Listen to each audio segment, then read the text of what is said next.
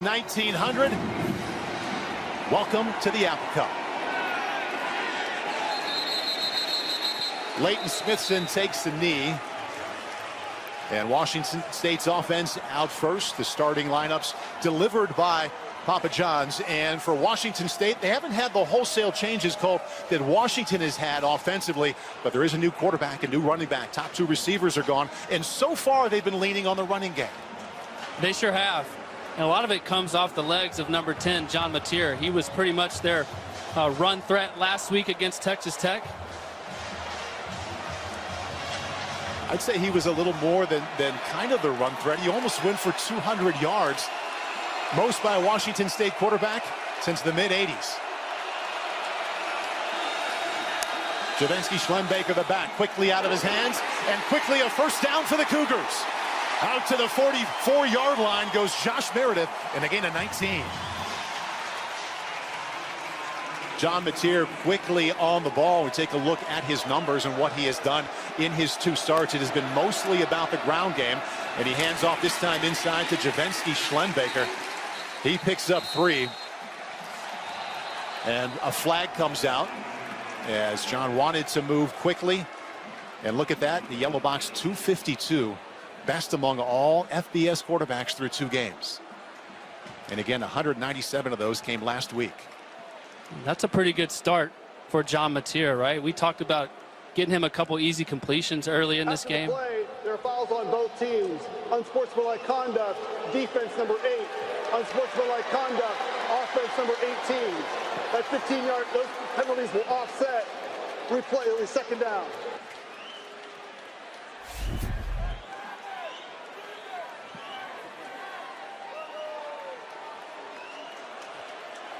Yeah, just look like these two guys are, this is what happens in rivalry games, right? You get your energy levels are high, you're kind of fighting a little bit. Ref says, no, we're not going to play that way today. Good call by the refs there.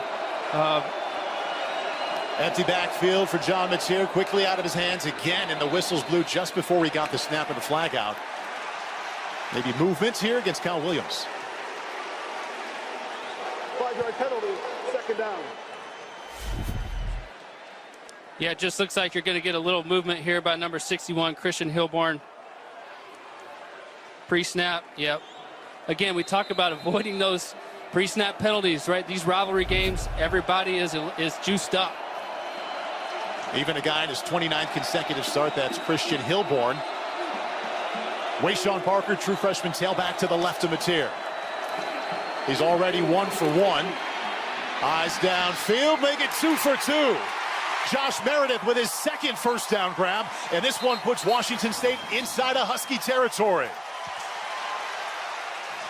And they continue to operate with pace. They are right back on the ball. Mateer starts out 2 for 2. So they wanted to make him throw instead of run, and he's throwing awfully well. From the pocket, chased out. Mateer lets that one fly and just lives to see second down.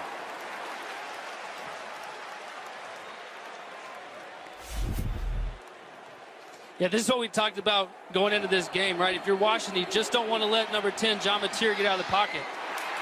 Nice escape. Great throw to Josh Meredith outside the pocket. Starting him 2 for 2. Pretty good start for Washington State. Meredith off to a hot start, just like his quarterback. Second down 10 now on the 38.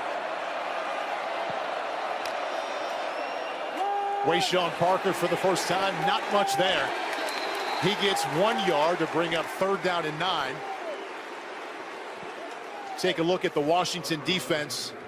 Jake Dickert, head coach for Washington State, said the part about this team that concerns him the most is the front 7.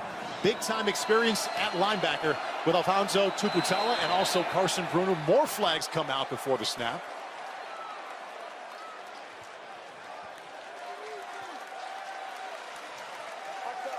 Defense number 50 with contact. 5-yard penalty, third down. So, Colt, the game changes now. Third down and 9 with a dual threat quarterback. Third down and 4 looks a whole lot different. It does. It looks a whole lot different. Sebastian Valdez just can't do that. Watch the football. He's got a couple of wideouts to his right. Chris Hudson motions to his left. And his big running back, Schlembaker, right next to him. Here comes a blitz from the linebackers. Out of his hands, another first down. Easily taking advantage of that soft corner is Chris Hudson. His first catch. And the Cougs are clicking. And John Mateer is operating with some serious high pace here today. Right back on the ball. 1st and 10 on the 18. Schlenbaker's still the back. That ball tipped and almost intercepted.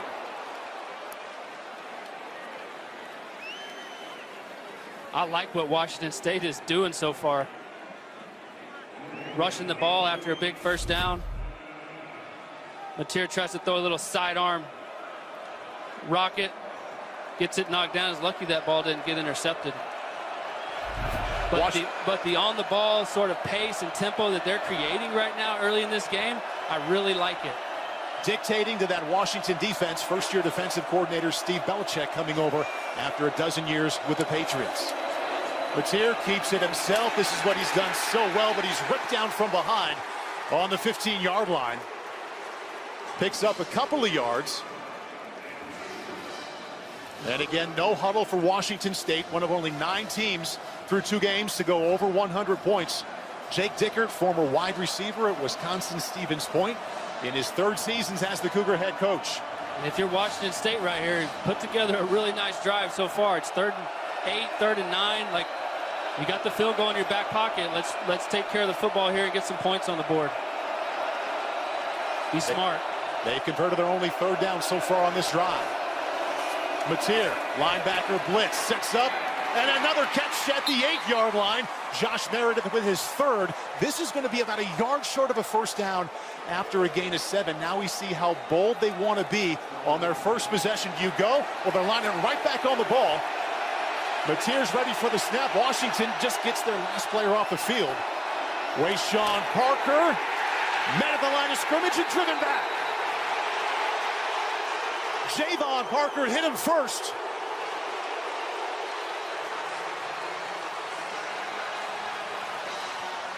Fourth and short, they go for it. Parker and Carson Bruner, his father Mark, played in many of these Apple Cups as a tight end. Boy, they stepped up when they had to have a play. We'll catch our breath for a moment. The Huskies with the ball after this.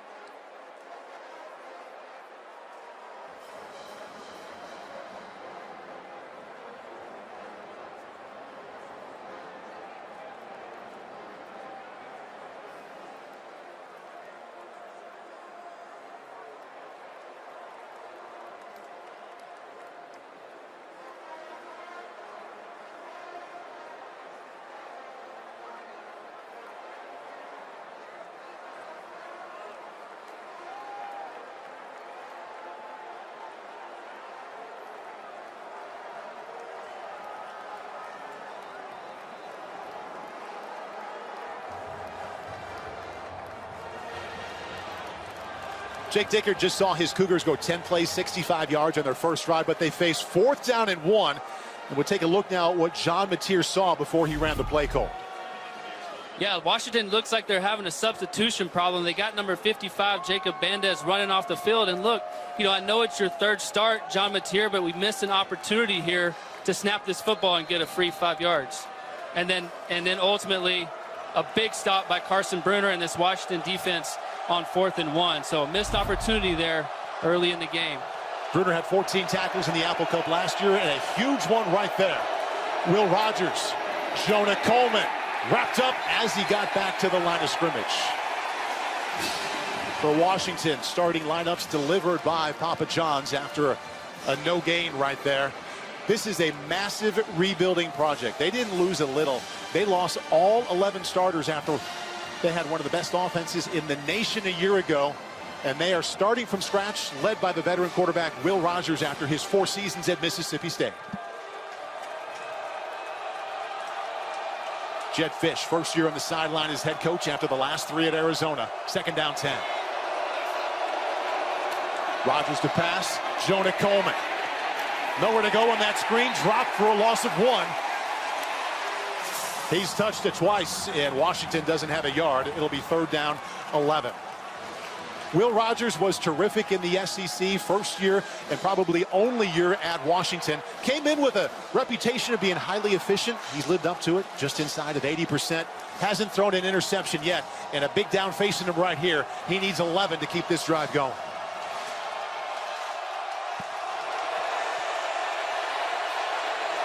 .43rd start in the pocket, evades, and lets it go late. Slow starts continue for the Huskies. Cougars produce a 3 and out. It's a really nice job by Washington State's defense here. Right defensive end, having a little playing games up front, right? He's just stunned inside. Create some pressure, get Will Rogers off his spot. Will does a nice job escaping. Just there's nobody there, and actually for an experienced guy like this, a pretty good throwaway, but they got a punt on their first drive of the game. Jack McAllister 5 yards deep. Washington has not scored a point in the previous 2 first quarters. Tough start here this afternoon in the Apple Cup. McAllister, no rush, gets away a solid punt. Tony Freeman from his own 38. He's got some space around this side, and here he goes. Tony Freeman untouched till he got inside the 30-yard line, and a big hit out of bounds.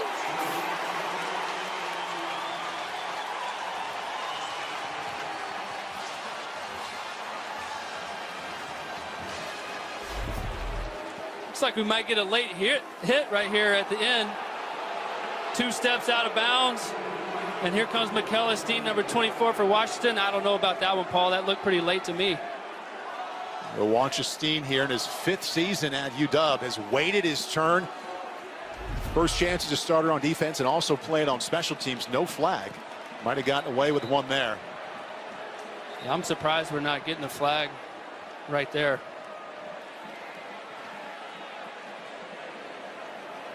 Yeah, John Mateer, you look at his last 2 games, had a couple slow starts, but when we talked to offensive coordinator Ben Arbuckle, he said, look, I want to get him some early completions. I want to get him in rhythm, right? I want him to know he's a good passer, and today he started pretty well. No points to show for it, but playing good so far. Yeah, that was a priority, Colt. We talked to him throughout the week, getting him in a rhythm and a flow early. 4 out of 6 will do that. Make it 5 out of 7. That's been his top target. Josh Meredith has 4 catches already. Thaddeus Dixon with the stop after a gain of 3. Again, what you're seeing is these just quick games, fake a little run, throw a little hits to the inside receivers, throw a flat route to the guys coming across the ball. Easy completions to really try to settle John Mateer's feet, make him feel comfortable throwing the football today. Big change offensively from last year when they had Cam Ward, who's now doing work at Miami. They were 4th in the nation in passing offense. A little more balance here this year. Mateer leaning toward the pass, lets it go to the end zone, and that one's way out of bounds. Chris Hudson was the nearest receiver. Jordan Shaw with the coverage, bring up 3rd down. So we mentioned the name Steve Belichick. He's the one running the defense for Washington State. Of course, you know the name in the National Football League. Steve's father was Bill. He was with him the last dozen years working with the defensive backs, the safeties, calling the plays on defense the last 4 years. Asked him yesterday what's the difference between the NFL and college. He said in the NFL they want to stay there. College, they're trying to get there. Other than that, it's just ball. 3rd down and 7.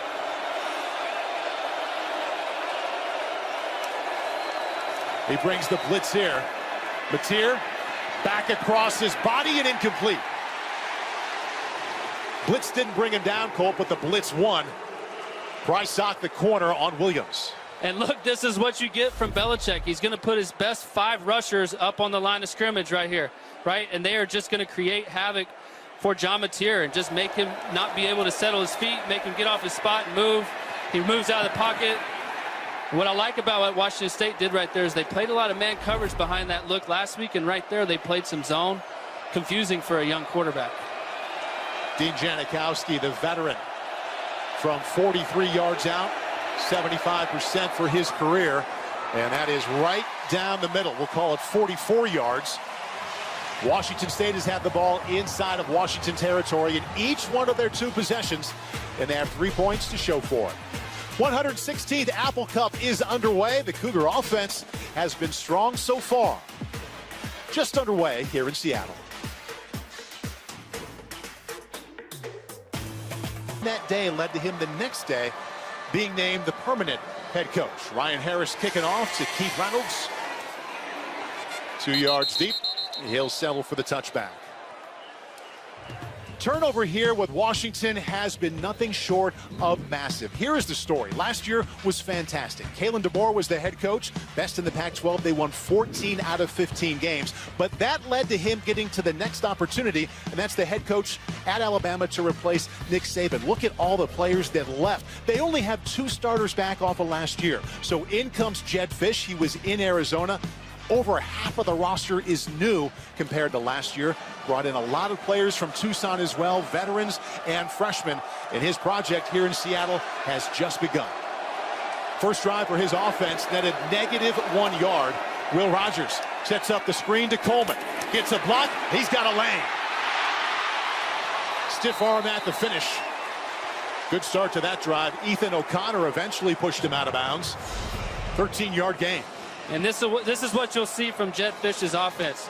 You're faking the zone, you're faking fly sweeps, right? And then all of a sudden, instead of pushing the ball down the field, we're going to throw a little screen. You get lots of movement up front with their young, inexperienced offensive line.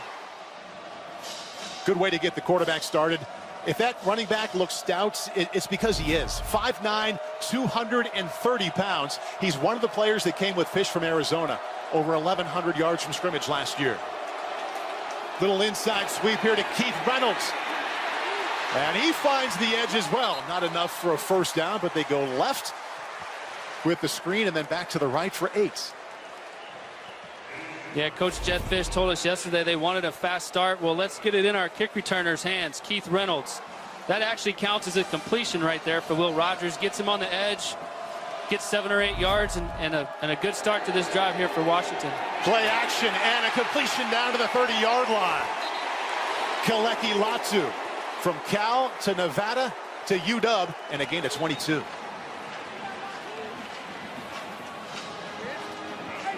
Nice job here by Will Rogers, right? Just a little play action.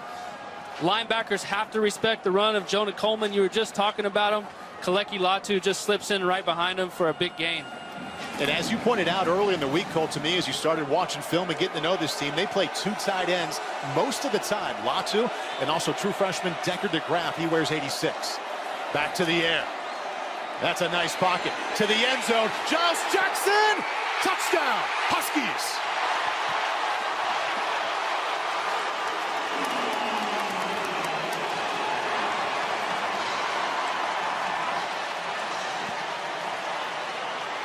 "31 yards, Will Rogers to Giles Jackson." Let's check the feet on this touchdown. Make sure he's in. There's one. Oh, yeah, he gets both in. That's big time. Huge play for the Washington Huskies. Nice throw by Will Rogers. Great catch by Giles Jackson over the shoulder. Will Rogers 5 for 6, Grady Gross, up and in. Giles Jackson is what you call a super senior. This is his 6th year of college football. Will Rogers enjoying his first Apple Cup. Started out slow, but then lofted that perfect rainbow with Jackson on the other side. Washington leads its biggest rival 7-3.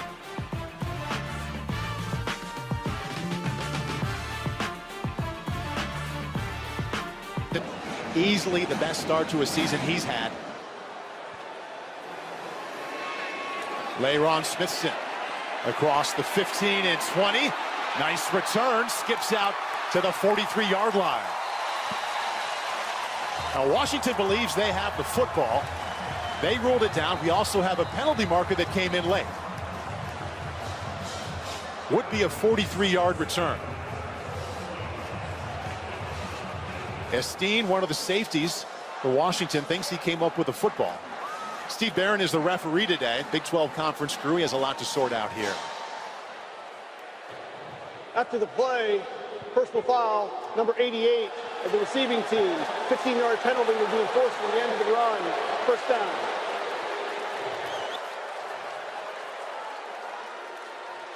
So they'll start 15 yards further back. Last play from scrimmage was the first touchdown of the day. Will Rogers to Giles Jackson. He had a nice pocket, Colt, and a good look at his receiver. And watch our guy Jonah Coleman. This is why the offensive line love him. When they start rushing Will Rogers, he just steps in, chips the defensive lineman, and gives Will Rogers just enough time to get this ball down the field for a touchdown. Will Rogers' 100th career touchdown pass right there. Johnny Mateer breaks one tackle and nowhere to go.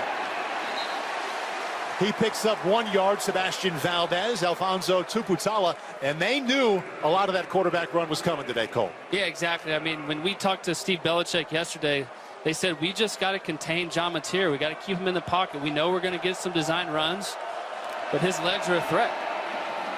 This time it's his arm, little low, but that's a completion near a first down out to the 39-yard line. Half a yard short, gain is 7. Cal Williams, that's his first catch, over 2,500 receiving yards at UNLV and also Washington State.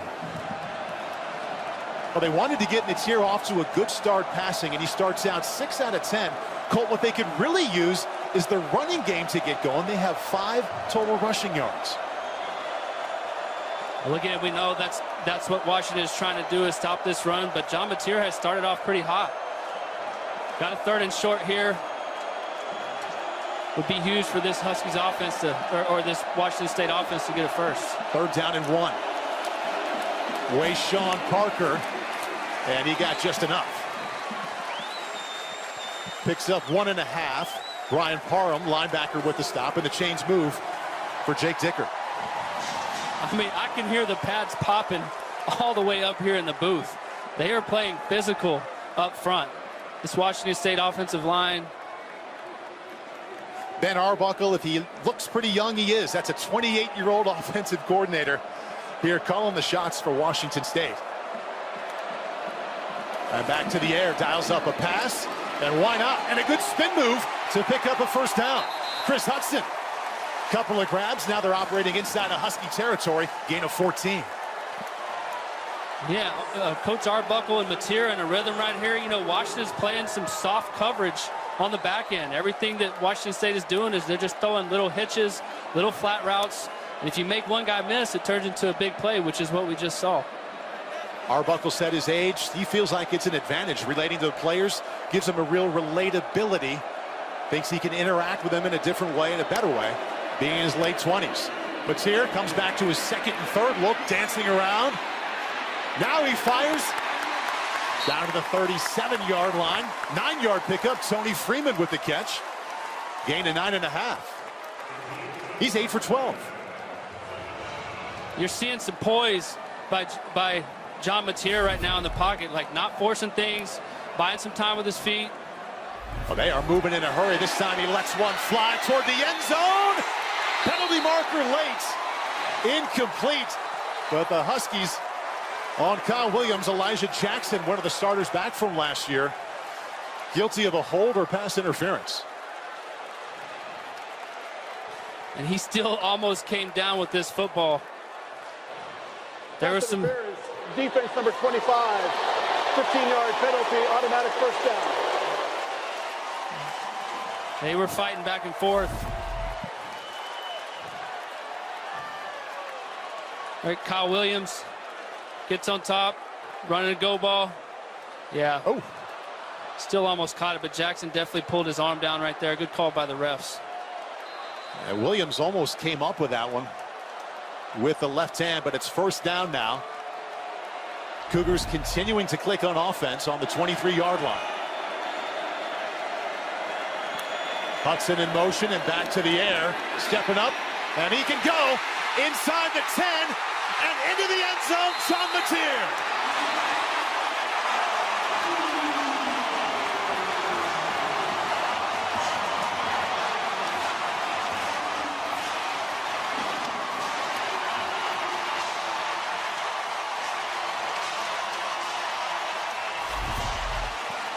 And this is what John Mateer brings to the table. We're going to get a safety from back here late in the snap.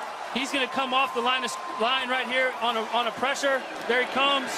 Right, nobody contains the middle of the defense, and John Mateer, so athletic. Such a great runner, so dynamic. Runs it in for 6. Extra points, sails up and in. Cougars respond to the Huskies' touchdown with 7 points of their own. Ben Arbuckle has seen his quarterback start hot. Jake Dickert said he loves having what he calls as the curveball, with the ability for his quarterback to run this well. It's the John Mateer show for the Cougs, and they lead in the Apple Cup.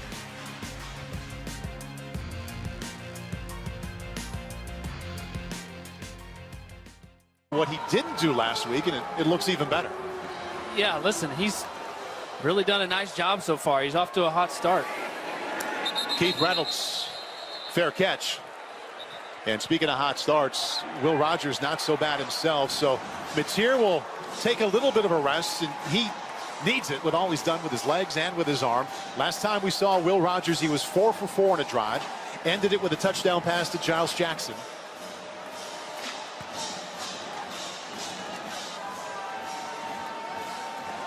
So Will Rogers comes from Starkville, Mississippi as the 4-year starting quarterback at Mississippi State, all the way up to Seattle, 2,000 miles away. He said for one reason.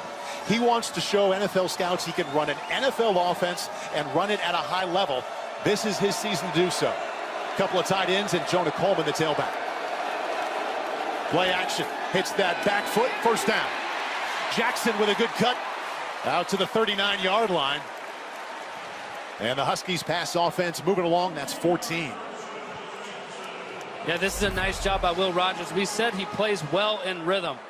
It's just a slant route on the outside to Giles Jackson, but the play fake brings the linebackers up to the line of scrimmage. It is a touch pass right over the middle. But you notice there's no wasted movement when Will Rogers is in his drop back and throwing the football. Yeah, getting under center, not just taking the shotgun snap. That's part of what this pro offense is. Play action, he's in trouble. And he gets out. Good job avoiding the sack. Ethan O'Connor was in as the corner on the blitz. Yeah, you know, Paul, a lot of times when you get in these cut splits, meaning the receivers are lining up on the numbers, inside the numbers, the defense, it's an easier way for a corner to blitz off the edge, and that's what we saw right there. Will Rogers wasn't expecting that, but he did a nice job not taking a sack and throwing the ball away. So Will Rogers comes out. This is part of the plan. This is true freshman Damon Williams, Arizona's Offensive Player of the Year last year, just outside of Phoenix. Committed to and signed with Jedfish in Tucson, then came with him here to Seattle when he took the job. They set it up to Denzel Boston, nothing there. Ethan O'Connor makes the stop, loss of 1. And Damon Williams jogs out. We will see him again. He is part of the plan. Doesn't come in for 1 or 2 plays. They expect to play him throughout this game. Jed Fish runs his starting quarterback. Will Rogers back in now on 3rd and 10.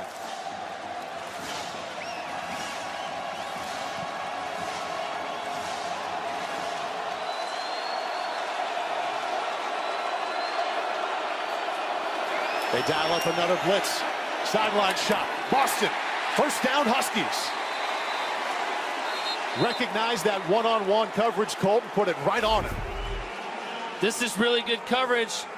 right here by Ethan O'Connor. But when you're facing a 6'4" receiver in Denzel Boston, Will Rogers has the ability to throw the back shoulder. He gets his feet in bounds. And if you're 3rd and 10, backed up in your own territory, you convert like this, big time for Washington.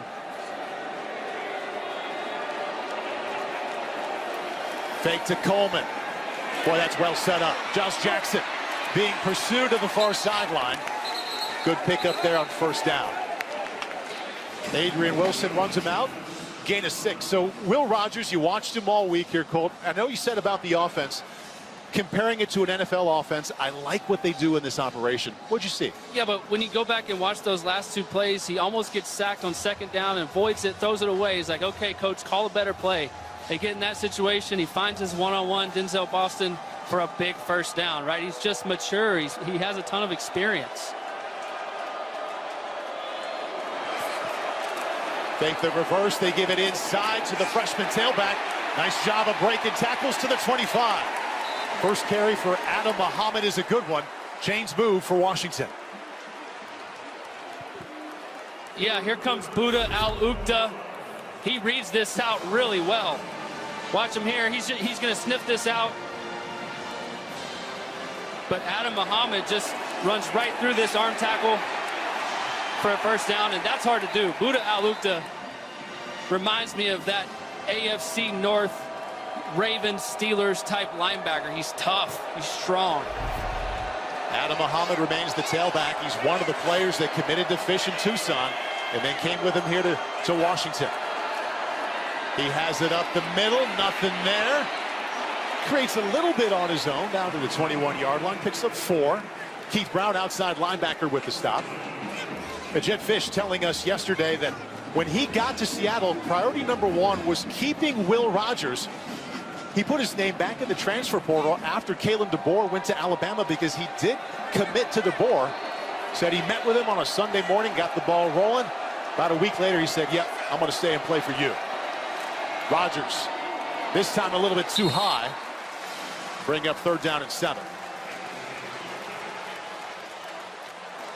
So he had giant numbers at Mississippi State, but he played a lot of this football for the late, great Mike Leach in that system where there's a lot of short completions. So entering today, only Dylan Gabriel at Oregon has more production through any way you measure it than Will Rogers. But he told us he wanted to play in a pro system and have the NFL scouts read him that way. Likely a spot here to show off on 3rd down and 7. Empty backfield. Oh, drops the snap. He got on it himself, but down to the 28, and that's a wasted 3rd down. 45 yards out.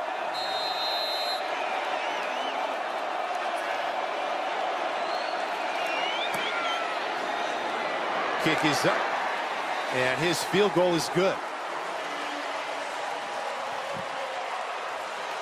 First play of the 2nd quarter leads to points for Will Rogers and the Huskies. Jet Fish now sees his side tie it up at 10. Hey, John Mateer, the quarterback for Washington State, off to a terrific start, Colt, both running the ball and especially passing the ball for his head coach, Jake Dicker.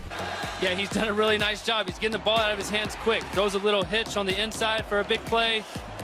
Throws a flat route to the outside.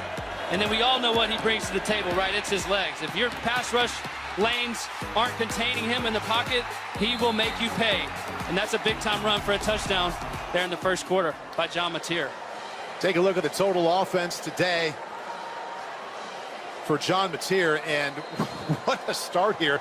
His 3rd career start, the sophomore, in his 3rd year in the program, first Apple Cup, over 100 yards of total offense, and nearly matching the Huskies by himself. Now, Steve Belichick knew that the running was coming, Colt. I don't think he knew that the passing efficiency was there. He's 8 out of 12 for 95. Smithson had a big return in the 1st quarter. Head down out to the 25.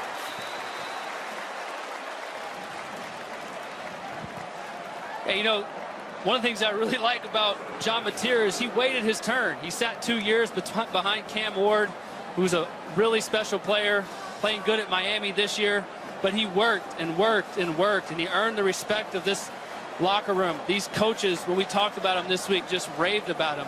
And going into training camp, they knew that what they had with him, they just wanted to see a little bit more. And today, you've seen his arm be pretty explosive. He scored a touchdown with his legs. He started off pretty hot. It's a good guy to learn behind. Cam Ward has been excellent at Miami early in his tenure there. This time, Mateer hands off, and not a lot there. The front seven for Washington was ready for that. Mateer talked to us during the week about the time he spent behind Cam Ward, those 2 seasons. I said, what did you learn most? He said, it wasn't football, it was just how to carry yourself as a guy in the locker room. He said Cam never got too high, never got too low, and that steadiness, consistency is what he strives for. This time runs out to the right in trouble. And now back to his left and a little low. Late flag comes in. Incomplete. We have 2 flags in. One came out right when the play started. And then one at the very end, too.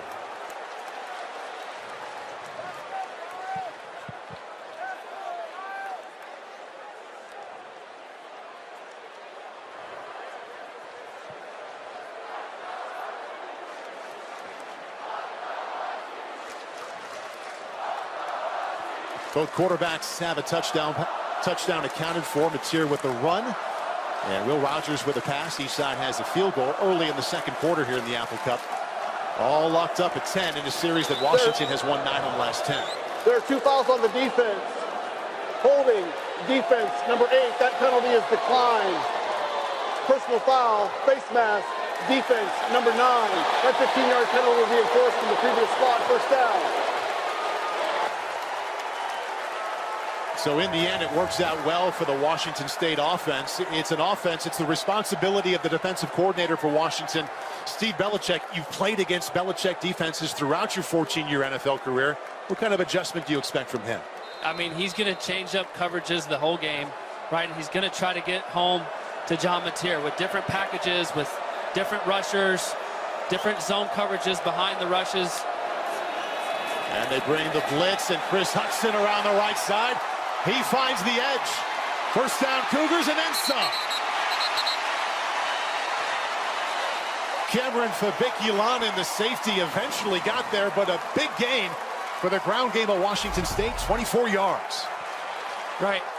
They're going to have Hudson line up on the ball right here. A lot of times you don't think a reverse is coming to a guy who's on the ball, but in a cut split, they execute this perfectly, and he gets around the edge of Zach Durfee. Great play there by Washington State. Right back on the ball. Offensive coordinator Ben Arbuckle, the one talking to Mateer in his helmet. He says this is the greatest thing ever. I can tell him about the play before, give him the play, and maybe one tip for the upcoming. Play action, quick slants, contact. You see no flag in the incompletion. Chris Hudson, the intended receiver. Good job, Thaddeus Dixon.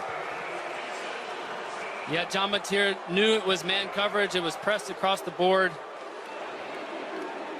Nice job by Thaddeus Dixon on the slant route, making a play on the football. Washington, if they're going to play man like this, needs a lot more of those pass breakups and tight coverage in the secondary. Ben Arbuckle told us during the week we got to forget about the last name of Belichick and just know it's an aggressive defense that likes to blitz 5 often.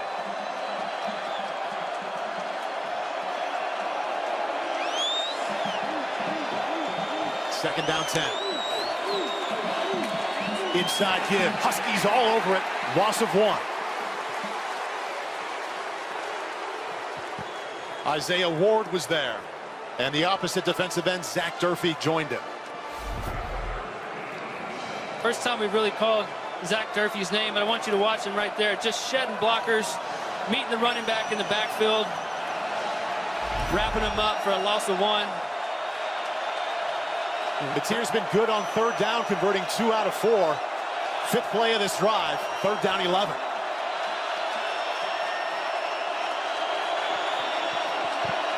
Still time, play clock down to 5. Mateer keeps it, dumps it, incomplete. A happy feet there as the rush started to cave in. Sebastian Valdez was there first.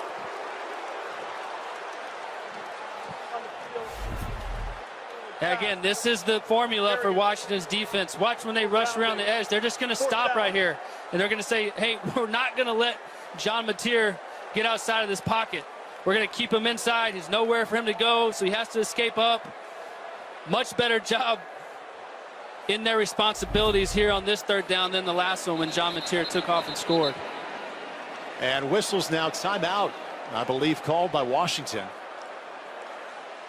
Stops, well-traveled, mixing in the NFL and also some high-profile college programs in Michigan and UCLA.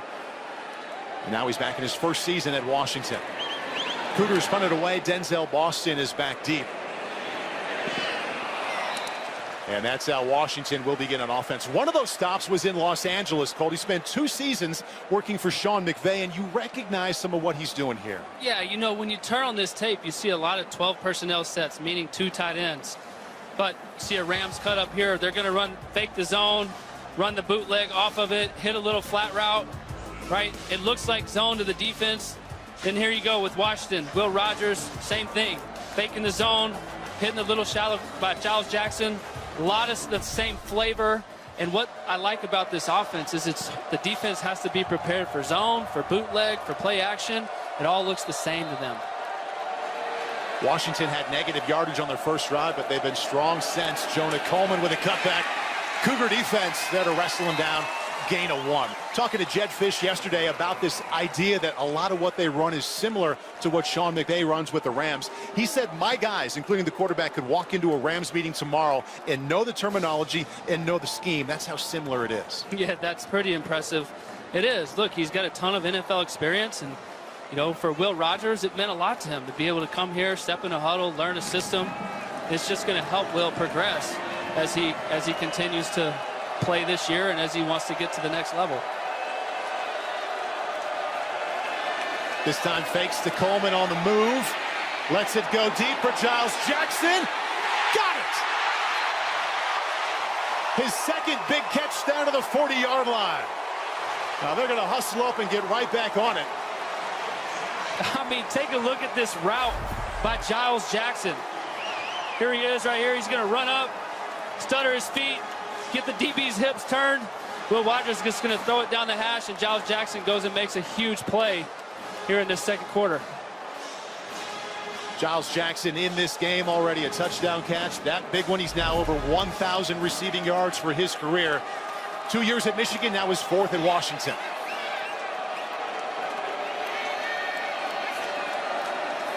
Rogers to Coleman, head of steam. And a stiff arm and a strong finish. Used all 230 pounds to get the best of that contact with Ethan O'Connor in a gain of 11. I mean, what a run by Coleman here, right? You said it. He's low to the ground. He's got a frame that just can take all kinds of contact. He finds the hole behind the line here. Huge stiff arm. Boom! Runs over a corner. That's a powerful run right there by Jonah Coleman. That's fun to watch. Washington State defenders thinking, we've seen this. We've felt it before. Last year when he was at Arizona, had 3 touchdowns, over 100 yards from scrimmage in a big win. Couple of tight ends here now from the shotgun. Rogers gets back under center. Drives Coleman again. And this time the Cougars usher him out of bounds. No gain to bring up 2nd down 10. And that's part of this NFL offense that Rogers is running, going back and forth from shotgun to under center with a lot of different formations. Yeah, I think Jed Fish does a really nice job of just saying, look, we're not just going to drop back all the time, throw it around. I know you're used to that coming from Mississippi State. I'm going to have you underneath the center. I'm going to have you in the shotgun at times. I'm going to move you off your spot. We're going to move the pocket, right? And so far, you're seeing a pretty healthy mix of all of that by this Washington offense. Good look at the one in charge there. That's Brennan Carroll. He's the offensive line and offensive coordinator here. Exact same title he had the last 3 years for Jed Fish at Arizona. Timeout called. Yeah, it just didn't look like they had the right personnel group out there. Right there, I saw Jed Fish walk over to the ref their second time out of the half. And just say, hey, when I get to 0, I'm going to burn a timeout here. Got a good drive going, though. So, Colt, even though we set the game clock to 9:44, 9:44. Even though there's all kinds of change, they lost all 11 starters on offense. Jed Fish has a certain sense of continuity, and a lot of it with his coaching staff. He brought his entire offensive staff with him from Tucson to Seattle. Brennan Carroll doing the exact same thing, coaching the offensive line, coordinating the offense, but it is Jed Fish calling the plays. Yeah, Brennan Carroll's done a really nice job. Getting to spend some time with him yesterday. You know, he admitted, he was like, look, we really haven't been tested so far this year. We've played pretty good, but also my job is not to put these guys, you know, in some compromising situations. We're going to rotate some guys in and out. We're going to slide protect a lot. We're going to keep our running backs in, as we saw on the touchdown pass, right? Chipping and helping. So far, doing a really nice job.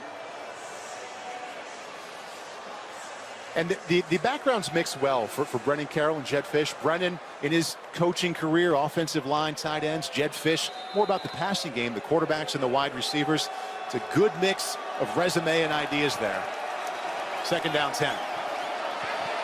Cameron Davis missed last year with a knee injury, in a tailback for the first time. Rodgers has been hot recently. Double pumps.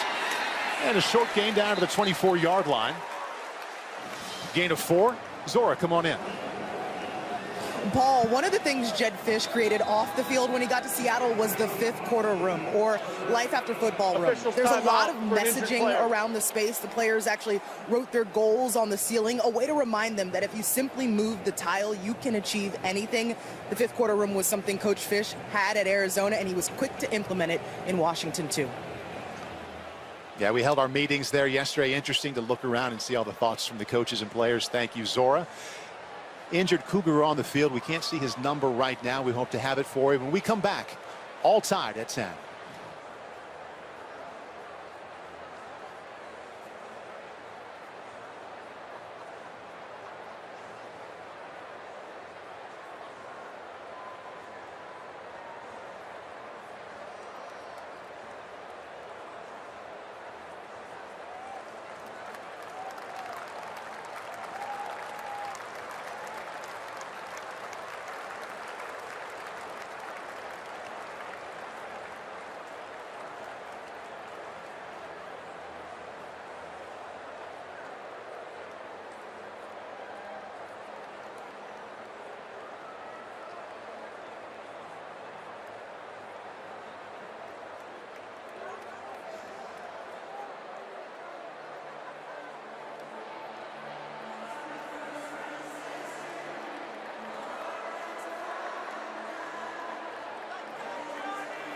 Right now, all tied at 10. 3rd and 5 for Will Rogers.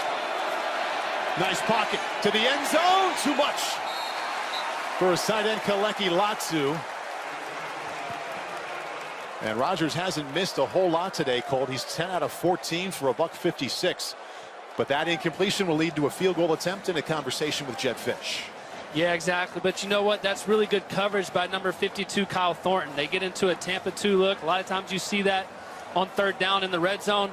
So he essentially becomes the one-on-one player with Kaleki Latu and does a nice job in coverage there, forcing the field goal.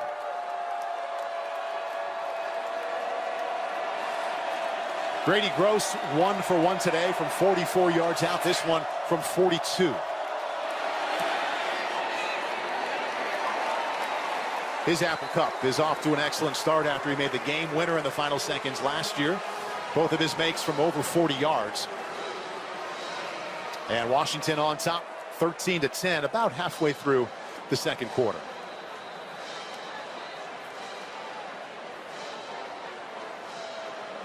Jake Dickert, his starting quarterback, is John Mateer, off to a great start, over 100 yards of total offense, has a touchdown run.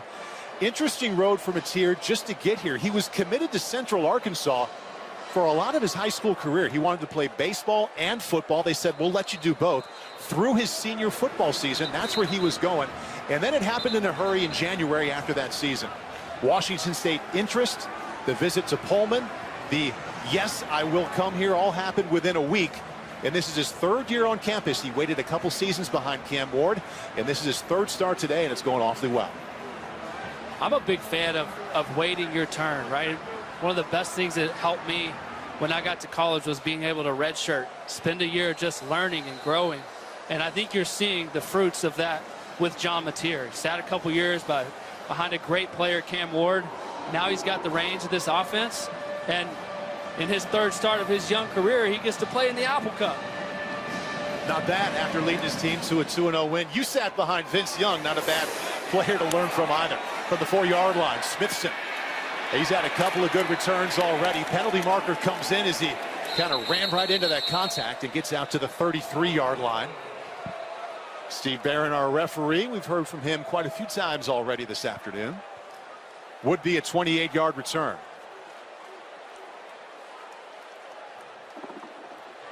Personal foul, face mask, number 24 of the kicking team. That 15-yard penalty will be added to the end of the run, first down. And Washington State benefits once again. They'll march that 15 yards closer to midfield. I mean, we're seeing lots of penalties by Washington right now.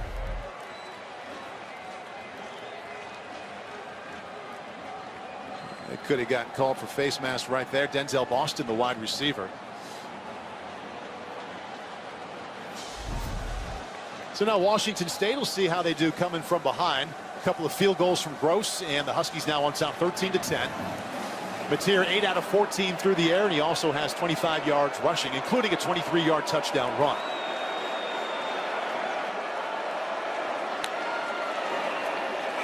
Standing, looking, and still wants to throw, and just fired that one away. In his face, Carson Bruner had 14 tackles last year in the Apple Cup. Smelled a sack there. And look, this is how you have to defend John Mateer. You just can't let him beat you with your legs. Right, they're going to play some zone coverage. His first answer's not there. And instead of letting him move up through the pocket, they're making him stay back there, and really nice coverage on the back end there by Washington. Does he look kind of anxious to leave the pocket to you?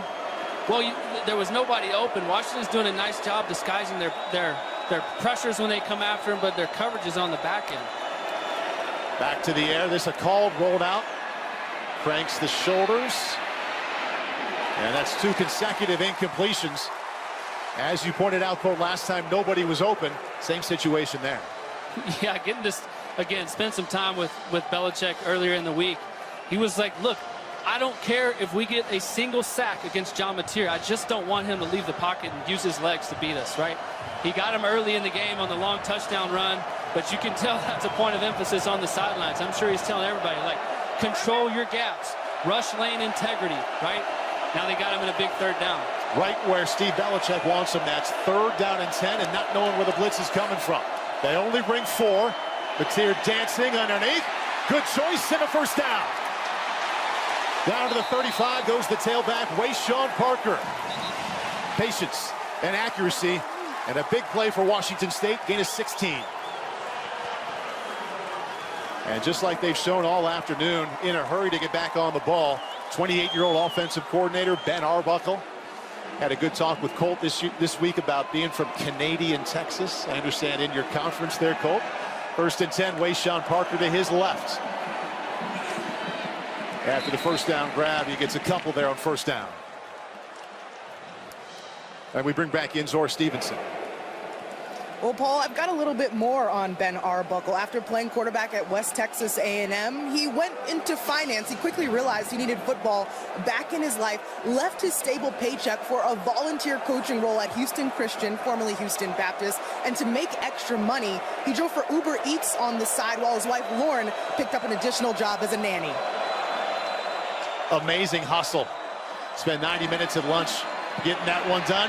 Escapes. And Mateer eventually goes down. Penalty marker late, but a sack back to the 44-yard line. Jacob Bandez in, Zach Durfee as well. And we'll see which side is guilty here. Personal foul, face mask, defense, 15-yard penalty enforced in the previous spot. Second 15-yard penalty on this drive. Here's the face mask right here. Isaiah Ward just, yep, he does get his hand in there, pulls him in. But when you cross the 50-yard line against this Washington defense, you're going to get heated up. There's nobody back here on the back end. This is cover 0, no safeties. The pressure is going to be relentless. Now John Mateer just has nowhere to go, and it's a great call by Washington, a great stop. And unfortunately, they get the personal foul penalty, grabbing the face mask there, which stinks for them. But just know that Washington's defense is aggressive. They're going to come after you. You see their 5 penalties, 65 yards, 30 of those yards coming on this drive. First down, Mateer cuts it back, and this time they're ready. Might have got 1 yard, but that's been their lead with the run game. That's John Mateer. He has the touchdown run, Colt, but so far, you'd have to give the edge to Steve Belichick. Ben Arbuckle calling the plays for the Cougars. Yeah, but you also looking big picture here, like Washington has had 3 personal foul face mask penalties so far. I mean, that's 45 yards just given to Washington State. Now Washington State's got the ball inside the 20, all because of penalties. Cougars took the first lead. Now they find themselves down by 3. 6.5 till halftime. Little hook shot over the middle, and this could go. Oh, he's tripped up at the 10-yard line. Chris Hudson had an open lane to the end zone, but instead he'll settle for the 11-yard gain. Here you go. One more time. We told you. He's going to come after you. There's going to be no safeties in the back end. Here comes all the rushers. Oh, and he's just barely trips. Gets the first down, but barely trips. He had to walk into the end zone there. Almost. Good call by Coach Ben Arbuckle, expecting a cover 0. Let me throw a little underneath screen to one of my speed guys. See if he can go score. They almost had it right there. 4 years at Oregon, now first at Washington State. Whistles stop the clock, 5:49 until halftime.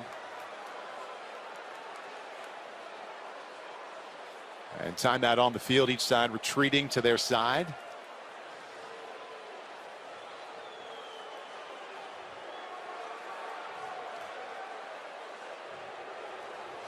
So Jake Dickert saw his team come out. They really had their way game 1, Colt, against Portland State, scored 70 points. The previous play is under review to confirm the spot. So let's see where the ball should be placed. So it was easy against Portland State. Then they had a big win against Texas Tech. And now they run right into their biggest rival in game 3. Yeah, this game is huge. You know, talking to them all week, it was Apple Cup, Apple Cup, Apple Cup, right? That's what their focus is. It's what these guys who grow up in this system, they haven't been as successful over the last 10 years, but this week that was the point of emphasis. Look, we beat Texas Tech. We played good. We're going to have to throw the football a little bit better if we want to beat Washington, but this is our focus. And today, I think they got to be pleased. They've got a drive going right here, only down 3 right here before the half. So, Colt, they're taking a look at the spot. Right now I'm looking to see the ball on the 10-yard line. Let's see where Hudson actually went down. And that left knee is down with the ball just inside the 10. That looks like a pretty good spot to me. Right there. Yeah, left knee down, ball just a yard past it. And again, right now the ball is on the 10, so maybe they get an extra yard out of this. Jake Dickert grew up in the Midwest, played wide receiver at Wisconsin Stevens Point. He said the big rivalry I knew growing up was Minnesota against Wisconsin. Then when I was playing, Wisconsin Oshkosh was our biggest rival. So lesser known rivalries, but he knows all about the feeling that comes in. Built his resume throughout smaller colleges in the Midwest. Spent 3 years as the defensive coordinator at Wyoming. Came here to Washington State to run the defense. Was eventually interim head coach. And now 3rd season as the head coach. After review, it was determined that the runner was down at the 10-yard line. The line to gain was the 9. It will be 3rd down and 1, Washington State. Okay, so Jake Dickert, after all that, faces 3rd and a yard. You've got a big tailback in Javensky Schlenbaker who weighs 220. You've got a quarterback who'd love to run it himself. I think you leave the ball in one of those two guys' hands. Unless you get another cover 0 by Washington, you find a one-on-one matchup. But talking to Coach Ben Arbuckle, he said Javensky Schlenbaker is the glue, right? So in situations like this, give it to your guy. Yeah, they told us he was the most reliable player on the offense. 3rd down 1. This time it's Mateer. Didn't get a lot. It looks like he got about half a yard past the chains. He gets 1 yard. Durfee makes the stop. But Washington State now trailing by 3. As we approach the 5-minute mark till halftime, we'll have 1st down and goal. Yeah, this is what's so special about John Mateer. Hey, coach, it's a timeout. Hey, give me the football. Let me go get this. He initiates contact. His teammates love him. He gets them juiced up, right? They have so much respect for John Mateer, and you can see, right? Hey, it's 3rd and 1 down here tight. Like, go get it, John.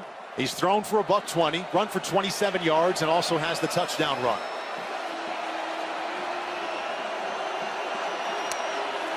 Wants to throw over the middle. Nowhere near Kyle Williams. Had a step on the quick slant, but the ball sailed over his head.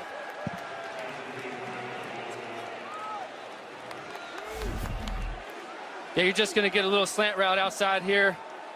Really a great, I love throwing slants versus man coverage. Just kind of misses him. Zach Durfee is constantly in the backfield right now. Maybe didn't set his feet well, but good stop by Washington. Second down goal. Right back to the passing game. Mateer tries the right side, has some room. Look at that time. And fires a fastball inside the 5, incomplete. To bring up 3rd and goal from the 9. Cooper Mathers, his tight end, is intended target. Yeah. Watch this arm angle right here by John Mateer. Big baseball guy. Fires that in there, almost gets it in. So he's not playing baseball in college. He can still throw it like a third baseman over to the first baseman. 10th play of this drive. Mateer facing 3rd down and goal from the 9.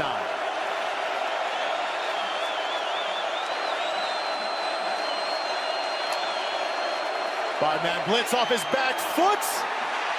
Almost intercepted. Penalty marker came out after it was ruled incomplete. Mikel Steen, the safety for Washington, was closest. He's lucky that one wasn't picked. And we'll check in on the penalty. Now, Washington has had 2 big ones on this drive, accounting for 30 yards. Had 5 called against them already.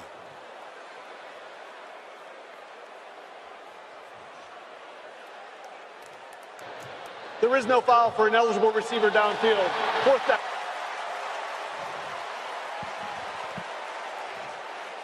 Washington heated up one more time. Forces John Mateer to get the ball out just a little bit quicker than what he wanted to. They went back to that same little screen across the middle. Tries to touch it in there and just barely misses it. Possibly a late hit right there. Ball's out. Oh, it's pretty clean, but, you know, try to avoid those as best as you can, John Mateer. Janikowski from 26 yards out. And he missed it. Pulled it from the middle of the field. And a drive aided by Washington penalties ends with a missed field goal. Check the hold. He got the license around, and that's just a pull. Score remains Washington on top of Washington State in the Apple Cup.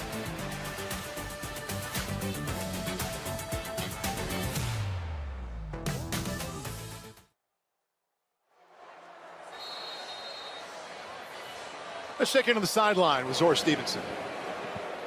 Well, Paul, just a quick update. We'll watch this play and get back to me. There we go, Zora. Come right back to you. That's a nice lane for Will Rogers. Normally not a big runner, but when he says you give me that kind of room, I'll take it. Gain of 18. All right, Zora, come back in. So I just wanted to update everyone on the injuries. The starting left tackle for Washington yet to go back on the field. He tried to do some shuffling reps. It's a no-go. Adrian Wilson did look okay, though. Remember, he's the safety from Washington State.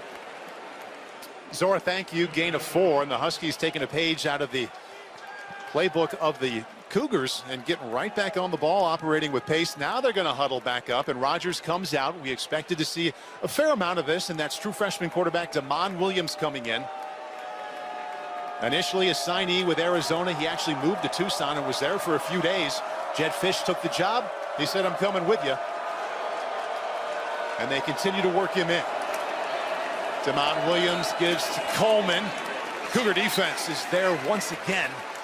Keep that to a gain of 2. Tanner Moku, the safety, makes the stop. Yeah, 3rd down here. It looks like he's going to leave Damon in the game, right? Feels comfortable with him. He told us yesterday, look, he's a great player. I want to get him involved. I don't feel like I have to bring receivers off the field when he goes on, and I think he can handle his own. And so here early in this game, right before the half, big 3rd down for Damon in this Washington offense. Amazing senior season, 50 touchdowns accounted for. Tough spot here on 3rd and 3. And an empty backfield. Williams quickly to Coleman. On the perimeter, the Cougars are there.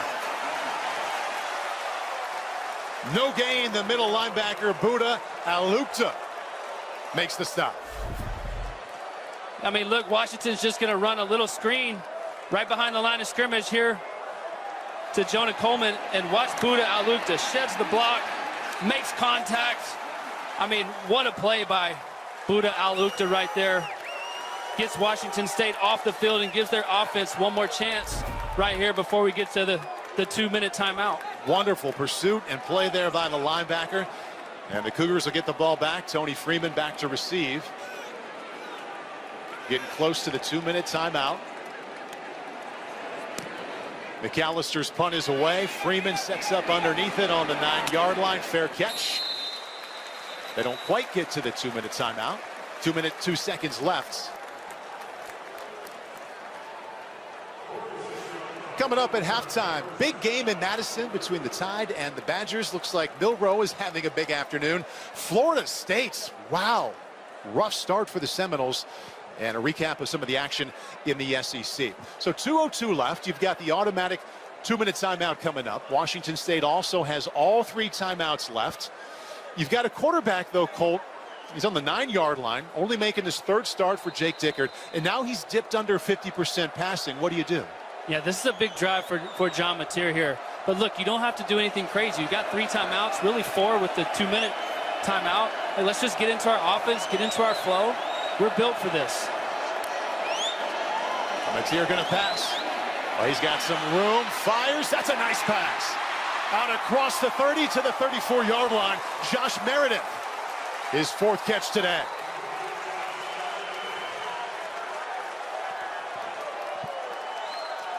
That's our 2-minute timeout. Gain of 25 yards at the 2-minute timeout. Turns those shoulders and puts it right on Meredith. See if the Cougars can keep it going right now. They trail by 3. Biggest moment yet. Right now he's 11 out of 22, $144. Down by 3. He's got all 3 timeouts left. Pocket, dancing, looking, and lets one go. Has an open man. He's got it. And still rolling down to the 29. Tony Freeman on the receiving end. Good job by John Mateer, just buying time. He can't get to him. They're trying to contain. Let's not let him beat us with his legs. He finds Freeman down the sidelines for a big play. Plenty of time here, right? You got 3 timeouts. Let the clock tick down. Hey, Washington State just needs to end this drive with a kick, right? A field goal, an extra point. Get yourself feeling really good going into the half. 38-yard gain. Now they can run it. Little bit of room up the middle, up to the 25-yard line for Leo Pulalossi. Zach Durfee makes a tackle.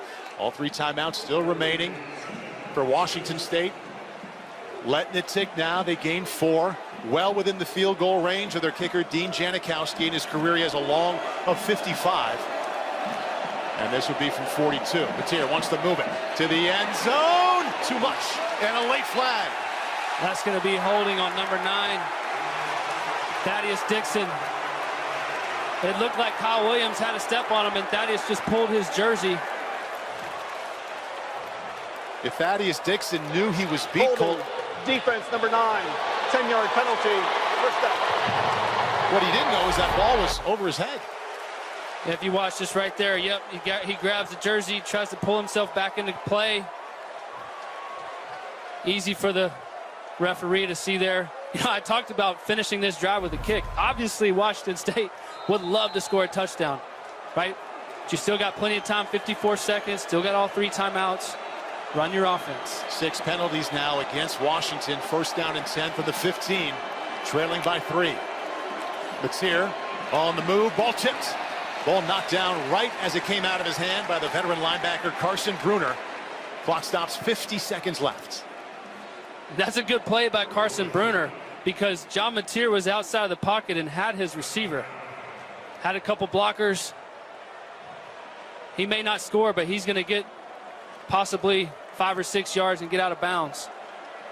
Good play there by Carson Bruner. Veteran field goal kicker for the Cougars, Dean Janikowski. 4th year as the starter, warming up on the sideline. Mateer, here comes the blitz. And down he goes. Alfonso Tuputala. Yeah. Clock ticking. Clock still rolling. They have all those timeouts, 3 of them left. That's a loss of 10. This is what you just can't do if you're Washington State, is take a sack in this situation. But Steve Belichick dials it up. He's got Alfonso Washington State has Tuputala. called their first timeout of the half. 30-second timeout. Timer, please reset the game clock to 30 seconds. 3-0. Thank you. Tuputala is going to rush and then circle back inside, and now there's nowhere for John Mateer to go. Sacks him, and the pressure that Washington just continues to create is a lot. And if you're John Mateer, you're just saying, just dirt it, just throw it away. But Tuputala got there quick, and now you're in a 3rd and long situation. All right, so what's the call? I'm making the offensive coordinator here.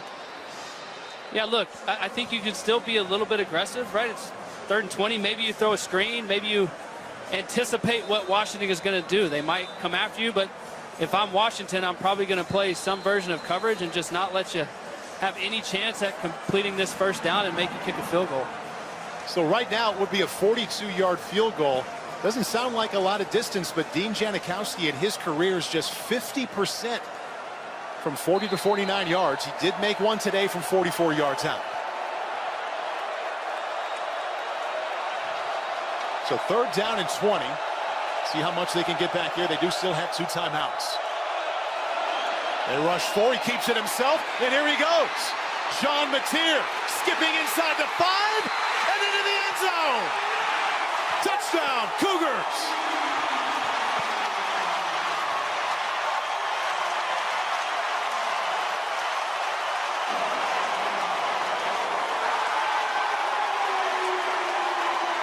A 25-yard touchdown run, John Mateer, his 2nd of the afternoon.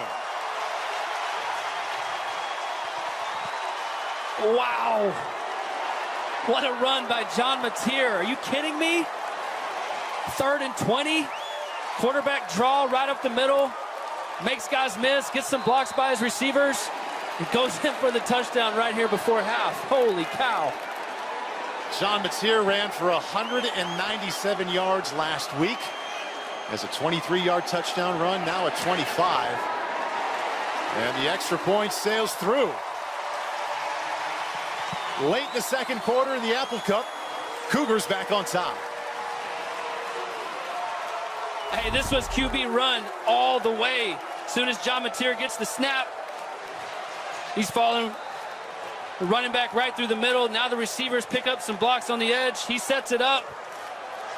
Finishing that run. Those receivers did a great job using their leverage, picking up a block. Watch them right here. They know it's a QB run the whole way. They're not even running routes. Let's just go set it up for our buddy John Mateer.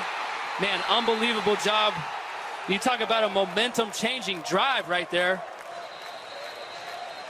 And what did Steve Belichick tell us yesterday? When you play a lot of man coverage, defensive backs are turned to the quarterback, and they give him that kind of space. And Mateer has been happy to take advantage. If you're wearing crimson in Seattle today, you're high-fiving. They haven't won one of these. They've lost 9 of the last 10. Long way to go. But a strong first half here for John Mateer in his 3rd start. And you see John Mateer right there. He's kind of shaking his head. You know why he's shaking his head? Is because I should not have taken a sack right there. But, buddy, you made up for it right there on 3rd and 20 with your legs, going down and scoring a touchdown and putting your team up going into the 2nd half.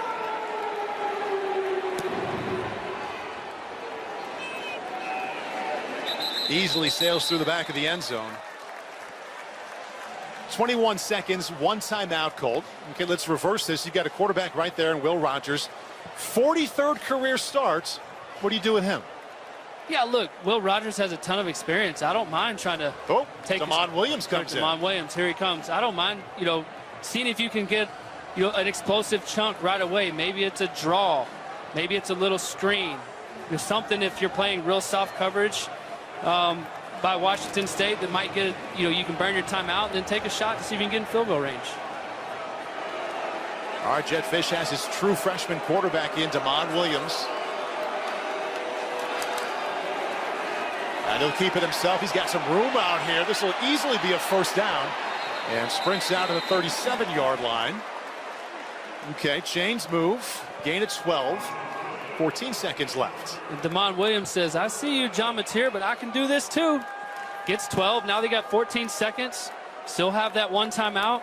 I think you can push the ball down the field here and see if you can get yourself in field goal range. Now the field goal kicker, Grady Gross, has a lot of experience. Hit the 42-yarder to win the Apple Cup last year. His career long, though, is only 47. So they've got some work to do to get in his range.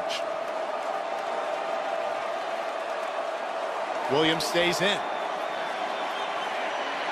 And Jonah Coleman had some room, incomplete. Clock stops, 9 seconds left.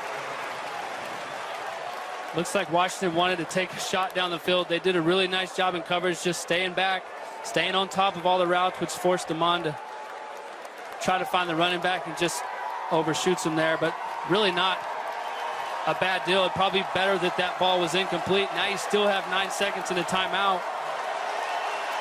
Try to get something down the field here. They need about 25 yards to consider a field goal. And they'd have to use that last time out. Williams. He tries the left side this time, being chased out. And pushed out of bounds. 2 seconds left. Kapenagushikin in pursuit. Keeps that to a gain of 4. And only 2 ticks left until halftime.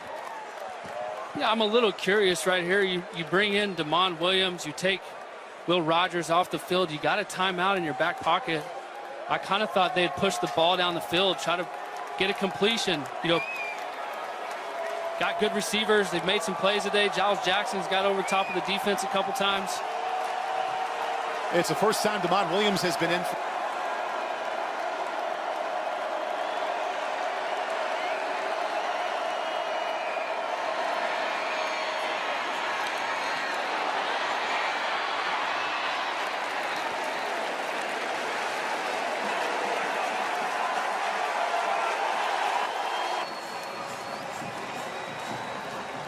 Huskies get it to start. Keith Reynolds from his own goal line. Reynolds to the 25 and makes it out to the 27-yard line. Let's go to the sideline and check in with Zora. Washington State head coach Jake Dickert told me he was pleased with the way his team handled the pressure from Steve Belichick and that Washington defense. One thing he wants to get cleaned up here in the second half is communication on both sides of the ball. For Jedd Fisch and Washington, he says this game will come down to the end like most rivalry matchups. He made it sound so simple. He said, get stops and scores. I said, okay, well, what was one message you told your guys? He said, 30 minutes left. Let's see what we can do. 30 minutes left in the 116th Apple Cup, and the fans know this well. It rains a lot here in Seattle. It didn't rain in the first half. The rain's starting to come down now. Will Rogers starts the second half, fumbling the snap, maybe a wet ball, and a scrum for it on the 22-yard line, and Washington gets it back, loss of 3. Yeah, it looks like the ball just doesn't get up to Will Rogers. He never touches it. Actually, a really nice job by finding it, jumping on it. Yeah, you mentioned it, Paul. This rain started to come down. I don't know if I ever played in a game up here in Seattle when it didn't rain a little bit. 2nd and 13. Keep faking now over the middle. Across the 30 and out to the 36-yard line goes Kaleki Latu, his second catch today. They get a lot back there with 12 yards. Yeah, I think this second half we'll try to see if we can get some of these tight ends going. He's going to fake the screen, kind of settle his feet, right? Just leak up the seam. And third penalty coming in. They were going to get right back on it on 3rd down and a long yard. Penalty comes in. We'll start. Offense number 75. 5-yard penalty. 3rd down. So that's against the center, D'Angelo Titi Alili. He's the one who couldn't get the snap back on the first play of this half. Tough start to his 3rd quarter. 7th penalty against the Huskies. Turns 3rd down and 1 into 3rd down and 6. Rogers against the 4-man rush. Over the middle.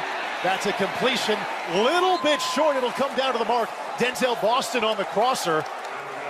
He got about 5.5, where they're going to give him the first down. Chains move. Stephen Hall made the tackle, but not before Boston had the first down. And now right back to the air, right back to Boston, and too much. Rodgers hit right as he released the ball. Yeah, that's a good job by Will Rogers, rushing up to the football after this third down play. He's like, hey, look, we're not going to let them measure this. I think he got it, but we're kind of unsure. Gets up, gets this ball snapped. Just a misfire over the top of Denzel Boston right there, but that's experienced quarterback play right there showing up. Jed Fish watched Will Rogers beat his Arizona Wildcats twice when Rogers was at Mississippi State. Hopes he can bring him back here. Jonah Coleman, good cut, and now a race. Stiff arm, and another. Ho, ho, ho. Kapenagushikin finally pushed him out, but that's a gain of 29. Watch this move by Jonah Coleman. Once he gets through the line of scrimmage, he's going to be out in space. Nice block by the receiver, little juke there, then a stiff arm. Jonah Coleman, what a run right there. Big, explosive, powerful runner. Anytime you can get these explosive plays in the run game, it just relieves you so much in the passing game. Coleman averaged 8.5 yards per carry last year at Arizona's second best in the Pac-12. Now they run it up the middle. Coleman out. Davis comes in, makes it out to the 32-yard line. His second carry today. Picks up 3. Kind of a crazy drive right here. First snap. Center doesn't get it to the quarterback. They're playing second and long. They get a third down conversion versus zone, and then a big run. Now it's a good job making up for a few mistakes early in the drive. Jed Fish told us yesterday, we're not going to win this just showing up and throwing it all over the yard. We have to run the ball well throughout the whole game. Running game has them right here on the 31-yard line. Now the play action. Rodgers back over the middle, complete, and a first down. Still rolling. Inside the 15. True freshman tight end, Decker DeGraff. Picks up 19.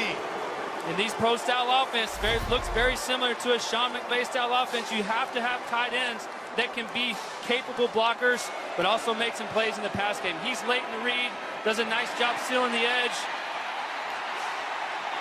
Lower your pads, big fella. Nice job, run after catch.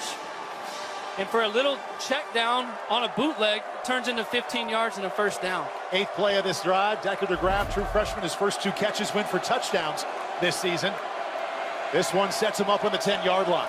Muhammad now the tailback. He takes the pitch. Tries to cut it back. Almost survived that tackle. Gets a little bit inside the 10 to pick up 1 yard. Andrew Edson, the defensive end, makes the stop. We've had 6 lead changes already in this Apple Cup. Washington wants to make it 7 here early in the third. Sticking to the run game here, we've seen 3 running backs in this drive. The freshman Adam Muhammad, Jonah Coleman with a big explosive run. Cameron Davis spelled him for a couple plays.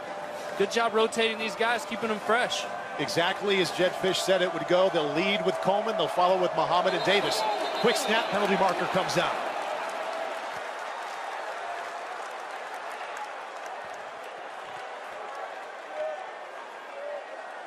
Full start.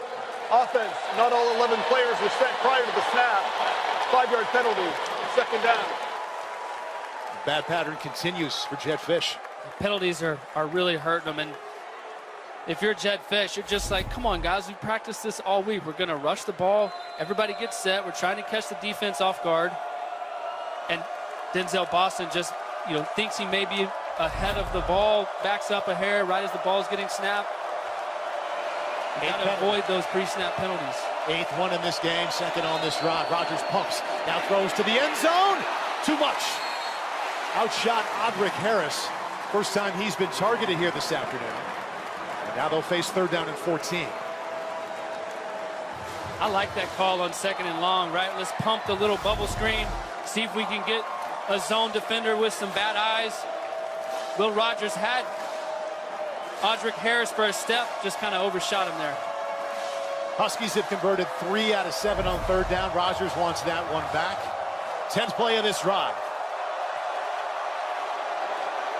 Need to get inside the 3-yard line for a first.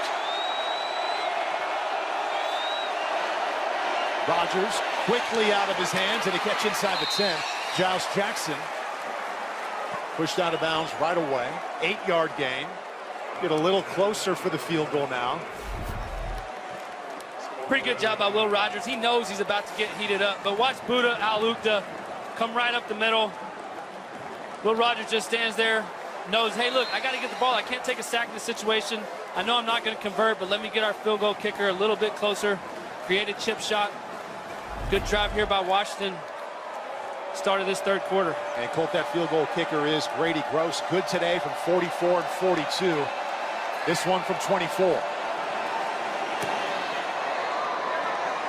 Gross is 3 for 3. And those 3 points bring Washington to within 1 of Washington State. Their first drive in the third quarter brings them to within 17-16. 116th Applecump is a good one. Just led the Huskies down. 24-yard field goal from Grady Gross. Kick is away. Gross is now 3 for 3 this afternoon. And Lathan Smithson looking for room across the 20.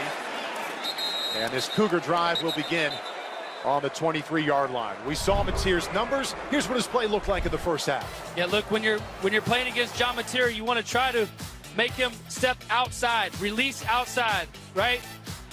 When he gets outside, there's people in his face, causes a throwaway, not a lot there. But when John Mateer can step up, right, if you give him a lane to step up, that's when big plays happen for this Cougar offense.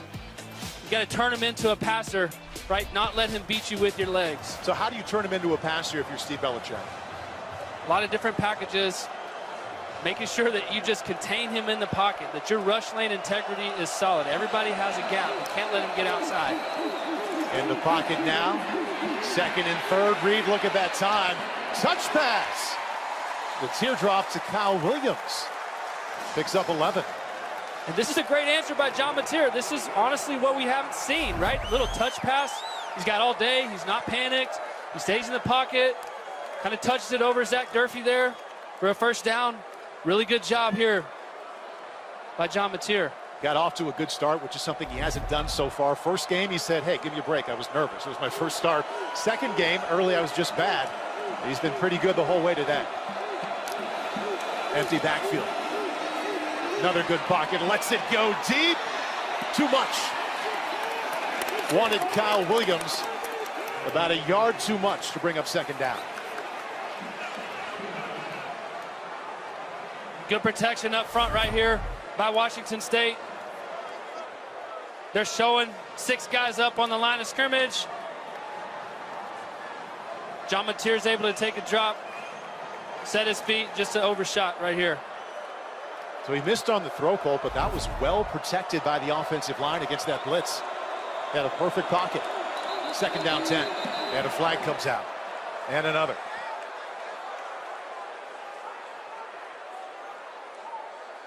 Substitution infraction. Offense. 5-yard penalty. 12 players on the field.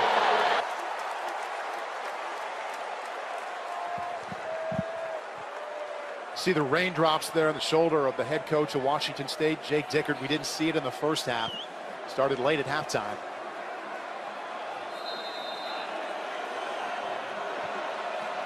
Steve Belichick runs the show for the Washington defense.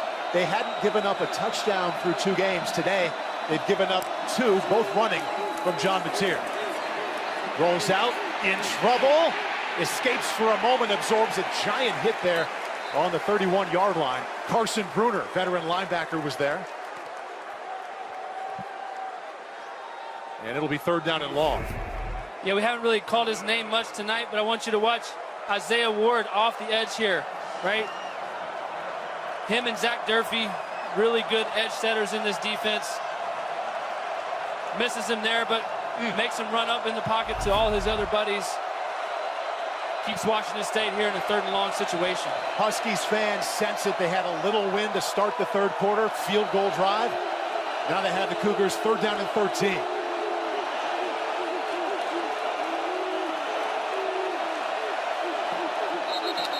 Penalty.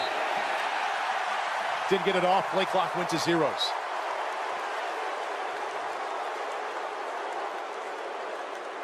Ball start.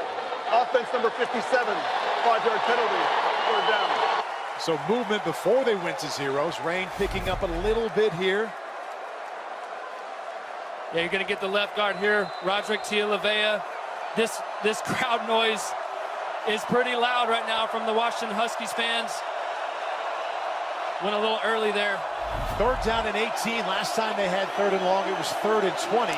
Mateer ran for a touchdown. Penalty, sack, goes down to the 19. 2 separate penalties there, about 2 seconds apart. Alfonso Tuputala for a loss of 6. And we'll check in with Steve Barron. Going to get a holding call down here on the outside.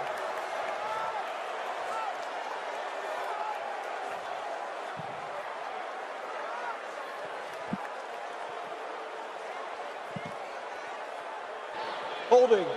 Defense number 3. 10-yard penalty, automatic first down. Boy, oh boy, penalties haunting the Huskies right now. Yeah, they're going to get number 3, Jordan Shaw, the nickel, right? Washington's doing a good job of disguising their coverages. He's sort of the flat player, shoves his receiver down as he gets into his, thirds. It's just something you can't do right there.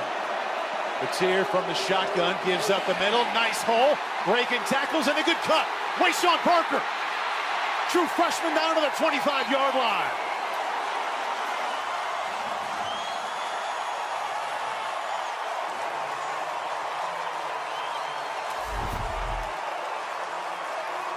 Wayshawn Parker right here, falling behind his left tackle, makes Cameron Broussard miss.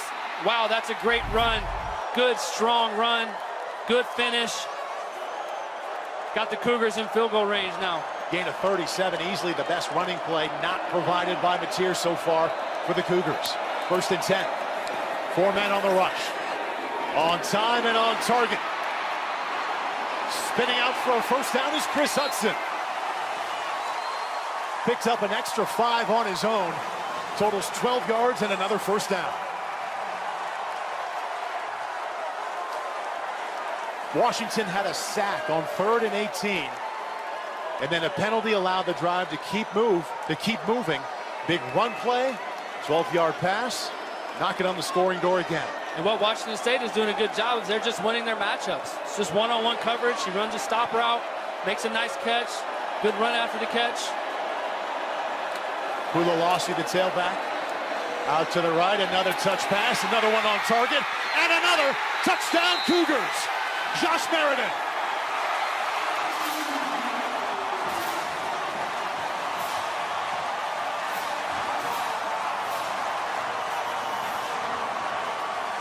$16 yards, Mateer to Meredith, and it's 23-16. And this is a really good job by Washington State. Watch this protection here as John Mateer just moves out of the pocket. Right, Cooper Mailer's going to stay in there. The running back's going to stay in there. Make sure the edge is secure. Really nice touch pass by John Mateer. Floats it out there to his boy Josh Meredith for 6. Oh, we knew he had a strong arm, but he got out the pitching wedge a couple of times there on that drive. Colt, the touch pass to start and to end. True freshman Wayshawn Parker got this one started right up the middle and a little bit of speed. Love the cut right there. John Mateer knew what to do from that point. Rollout to Meredith. Cougars lead by 8. For screen, Ryan Gosling and Emily Blunt star in The Fall Guy, a love letter to action movies and the hardworking crew of people who make them. Stream The Fall Guy and The Fall Guy Extended Cut, now only on Peacock. Great look there at the skyline in Seattle, and John Mateer, boy, what an afternoon he is having in his first Apple Cup. You see, last week he ran for almost 200 yards. This week, the run has been good, a couple of touchdown runs, but his passing has been even better. And he has paved the way to a 24-16 lead. Head coach Jake Dickert told us during the week, I like my quarterback, I like our matchups outside. If we can block up front, I feel good about what's going to happen. And so far, his offensive line has been strong. Okay, now we go back to Will Rogers as Mateer takes a break. And you know he's been in this spot before, Colt. You were also a 4th-year starting quarterback. You're down in the 3rd quarter, your 43rd start. your heartbeat shouldn't raise too much. Well, I don't think his heartbeat's raising too much. I think he's a little bit concerned about this rain. I just want to get the snap, right? They went down and scored 3 earlier. So first down here, got the ball at the 25. I think they just got to stay within the flow of their offense. They've been clicking pretty good so far. In my mind, Colt, your heart rate didn't go up until late in the fourth quarter. That's right. That's my image. 1st and 10, Rodgers. Quick release and an open sideline to Jeremiah Hunter. Broken tackle gets him out to the 40-yard line. First catch of his afternoon. Gets him 14. Yeah, you know, Will Rogers is poised, right? He's very confident. He's been in situations like this many times, playing in the SEC, those loud stadiums and environments. I don't think his heartbeat is up right now, but he knows, hey, listen, I'm down right now, and we gotta go make a play. In those 43 starts, multiple times against the Nick Saban defense, against the Kirby Smart defense. Now with an 8-point deficit here in the Apple Cup.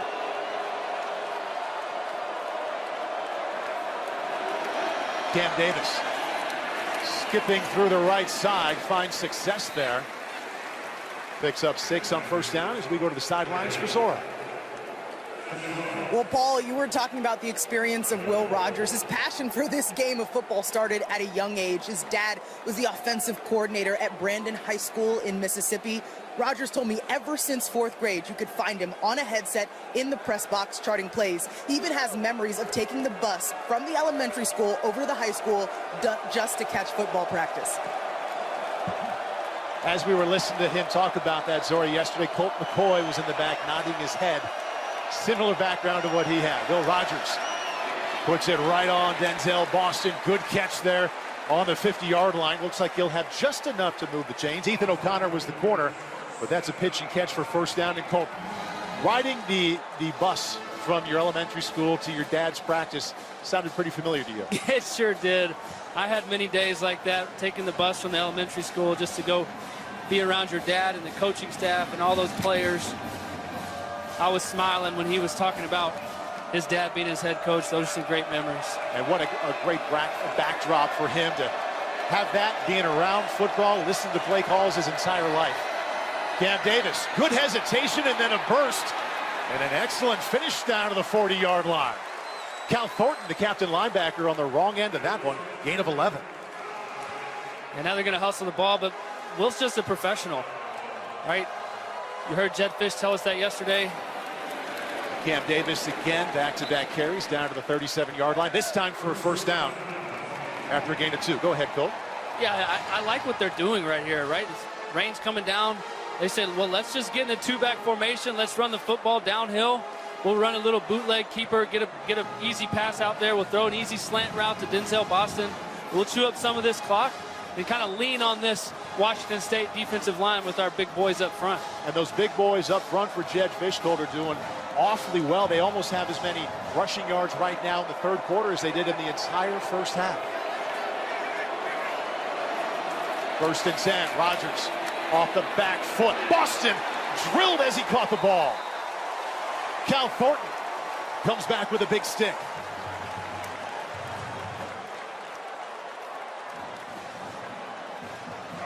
Yeah, Washington State just playing zone coverage right here. Watch Kyle Thornton. He's just going to drop back into his coverage zone. Sees this shallow runner. Breaks on the football. 2nd down 8. There's a veteran quarterback taking advantage of a soft corner. Ball came out of bounds. Jeremiah Hunter, second catch of his afternoon. Right in front of Stephen Hall. Gain of 6, couple of yards short of a first down. Hunter had 1,600 receiving yards the last 2 years at Cal. Ruled on the field was a catch, and the runner was out of bounds.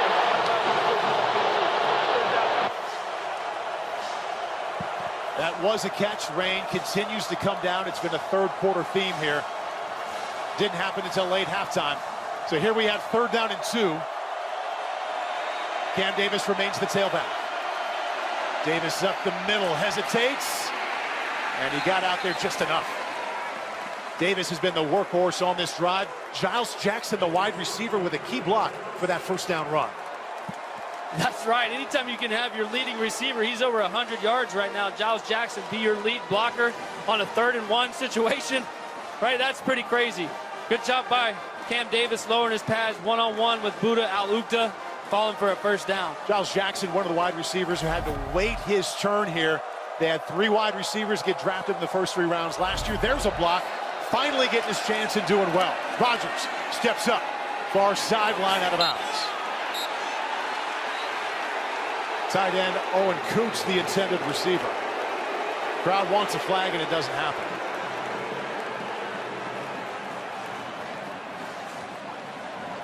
I'd like to see Washington just kind of stay with that run, right? They've been running it pretty good on 1st and 2nd down. Went into a drop back situation right there. Washington State had really nice coverage on everybody. I didn't see much open there. Washington over 100 yards rushing now for the afternoon as we approach the final minute of the Apple Cup. Cougars on top by 8. Now Jonah Coleman back in the game. And they give it right to him. Survives the first hit there and gets down to the 24-yard line. Andrew Edson, defensive end, makes the stop. Gain of 4. Now we're inside of 1 minute. Washington has won 9 of the last 10 Apple Cups. They'll have to come from behind to get this one. Rodgers still looking to throw. Have to keep it himself. Absorbs a hit there on the 26-yard line. Edson again there. Loss of 1. Really nice job by Washington State's defense. They're going to be all up in the line of scrimmage, and they're going to bail out before the snap. Play zone coverage. Washington was trying to rush the ball, play quick. When they dropped out in zone coverage, Will Rogers had nowhere to go with the football.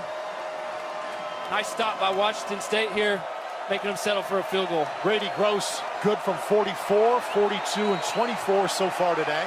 This from 43 yards out. Final seconds of the 3rd quarter. Just barely got that one off. And Grady Gross stays hot in the Apple Cup. He had the game winner from 42 yards out last year. Let's see if he got this one off. That would make him 4 for 4. Take another look there. Keep an eye on the clock. They just got that one off. And that's how the 3rd quarter comes to an end. Grady Gross is 4 for 4. We've got exactly what we wanted here in Seattle in the first time the Apple Cup has been played in September. A tight one heading into the 4th quarter. Rain picks up. Cougars lead by 5.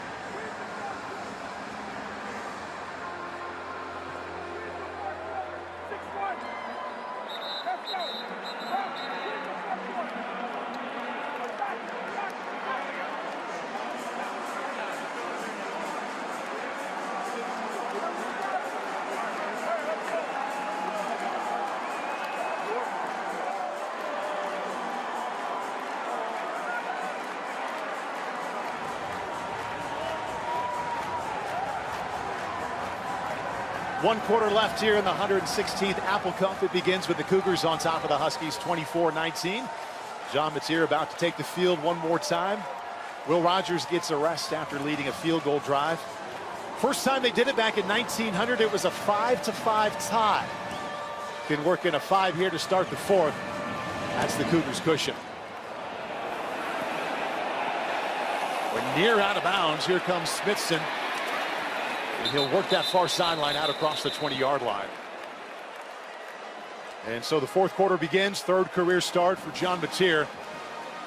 He's been very good today, Colt, through the air, also running the ball. We expected him to be good running. Maybe he's been a little better passing. He's been great. Really like what Coach Ben Arbuckle has done for him. Moved the pocket, changed where he's throwing the football, right? I'm not just going to drop him back. Early in the game, we saw a lot of quick game. That last drive, we saw him run keepers where he gets some touch balls in the flat for a touchdown, like switching that up. And then when he's had to depend on his legs, he's done a great job. Scored 2 touchdowns. Pretty impressive so far. Wayshawn Parker, the tailback, leading rusher for the Cougars right now. Just gets past a blitzer and quickly out near the 30-yard line. Nifty run there to avoid negative yardage and picks up 6. Wayshawn Parker in high school, Colt, kind of a quiet recruit. Jake Dickert said they offered him after his junior season. They hoped he wouldn't have a big senior year. Back to that. Mateer from the pocket lets it go deep. And that's too much for Tony Freeman. It'll bring up third down. But they thought they could sneak in on Wayshawn Parker after a quiet sophomore and junior season.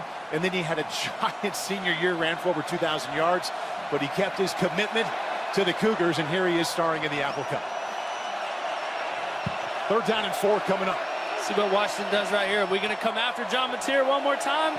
We're going to play some coverage. Got to do something to stop him. Purple in the crowd senses a big third down here. Mateer, Williams, no first down unless he reached for it at the end, and he might have. A little extra surge.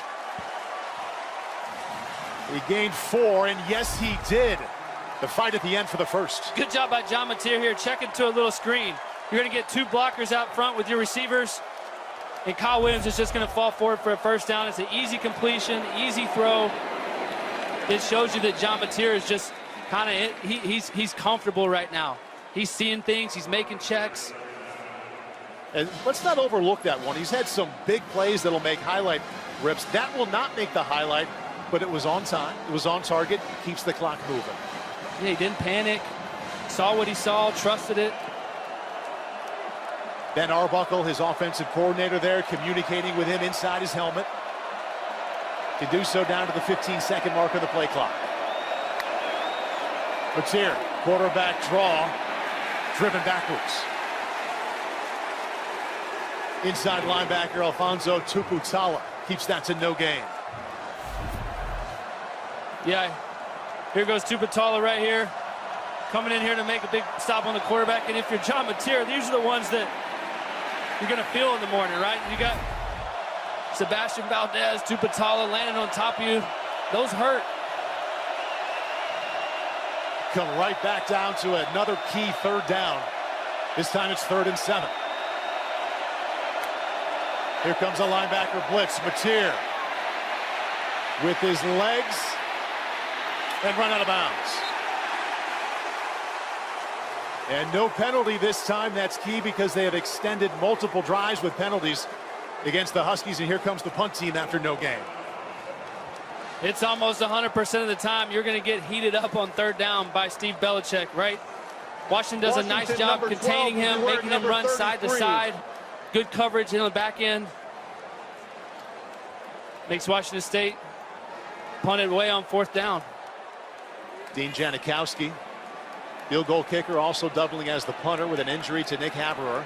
Denzel Boston awaits. High end over end punt, fair catch in between the 21 and 22-yard line. Husky defense did its job. We'll see if the Washington offense can do the same. Early in the fourth quarter, Cougars lead by 5. We've got an awesome game here in the Apple Cup. Early in the fourth quarter, Washington State on top 24-19, but Will Rogers and the Husky offense back on the field.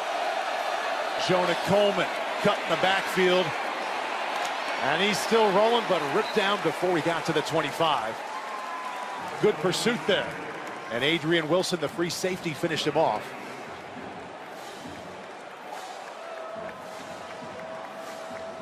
So Will Rogers came to play for Jedd Fisch, wanted to play in an NFL system after starting 40 games at Mississippi State. He's played in the Egg Bowl against Ole Miss, but he's feeling the energy here as Washington State leads by 5.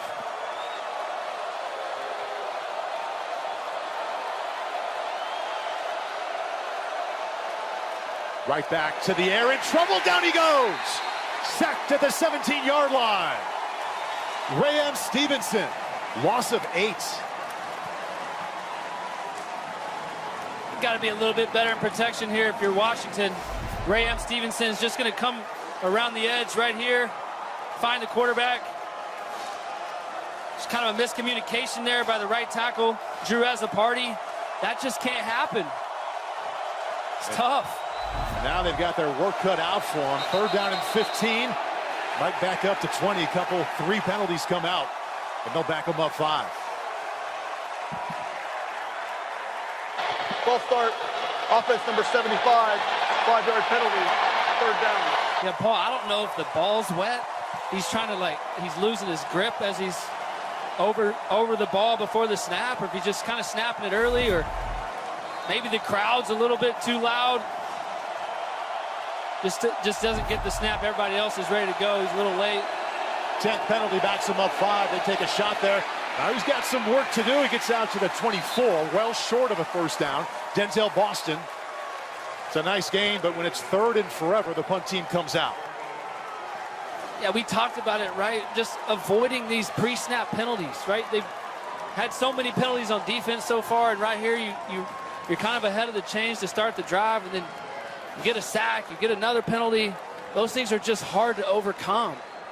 Will Rogers goes to the sideline now, knowing he can really only count on one more real possession. And that'll be the kind of conversation he has with Jedd Fisch. Play clock at 7. Tony Freeman awaits the punt. Low spiraling punt, chance for a return from his own 30. Hesitates. Far sideline and tried to tiptoe the boundary. Late penalty comes in from the opposite side of the field.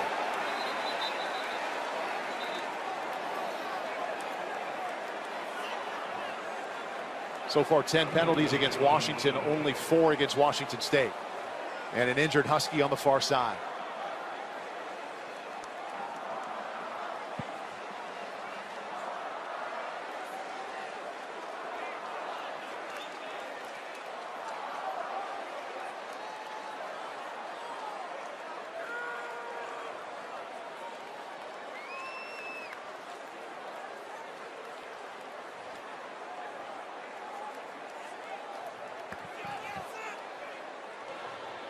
During the return, illegal blindside block, receiving team number 24. 15-yard penalty will be enforced at the end of the run. 1st down. Anthony Ward, the injured linebacker for Washington, who got up and walked off the field by himself. Jake Dickert doesn't like the call. And there's a... Welcome back to Seattle. Washington State leads in the Apple Cup 24-19. Just before the break, penalty called against the Cougars for a blindside block. We bring in our rules analyst, Reggie Smith, to take another look. And Reggie, as we see it again, what did you think of that call? Paul, I didn't like the call. Number 25 for Washington State approaches from a head-up position. He's head-on head, and he does not approach from outside the field of vision of the recipient of the hit. So that is the definition of a blindside hit when a potential blocker can't recover. Reggie, thank you. 1st down and 10 now for Washington State to start this drive. Right to the air, Mateer. Eyes downfield. Keeps it himself. Oh! Took a big hit there before he got to the 35. Wrapped up high, picks up 4. Now that's Carson Bruner, captain, 5th-year senior. He's a legacy Husky. His dad, Mark, played tight end here.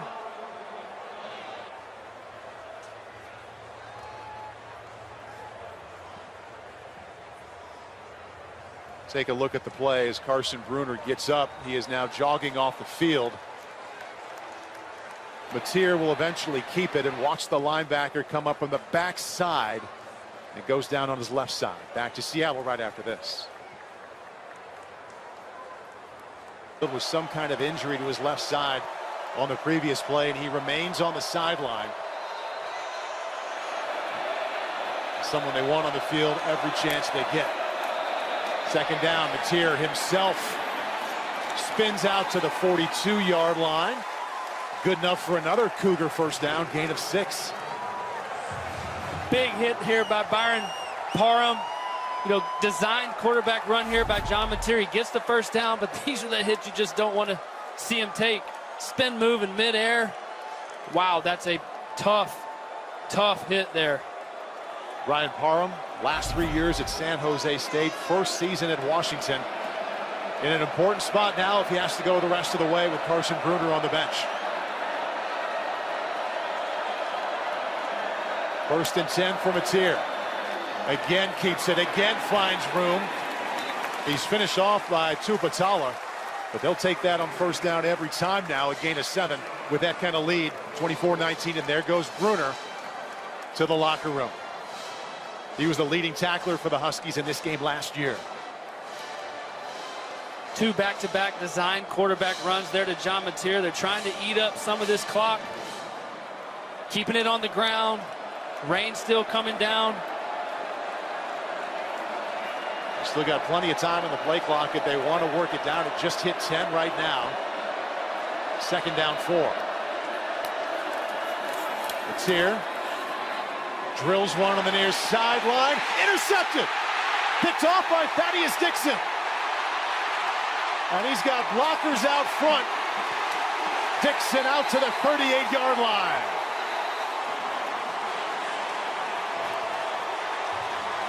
Well, they tried to take a couple shots down the field tonight. Here's another one right here. I think Washington might have got away with a holding penalty, but it's a good job making the interception right there. Thaddeus Dixon. Wait, is there a flag on the field? Thaddeus Dixon had an interception in the Apple Cup last year and has another one here, and boy, did his Huskies need it. 8:14 left. Washington State leads by 5.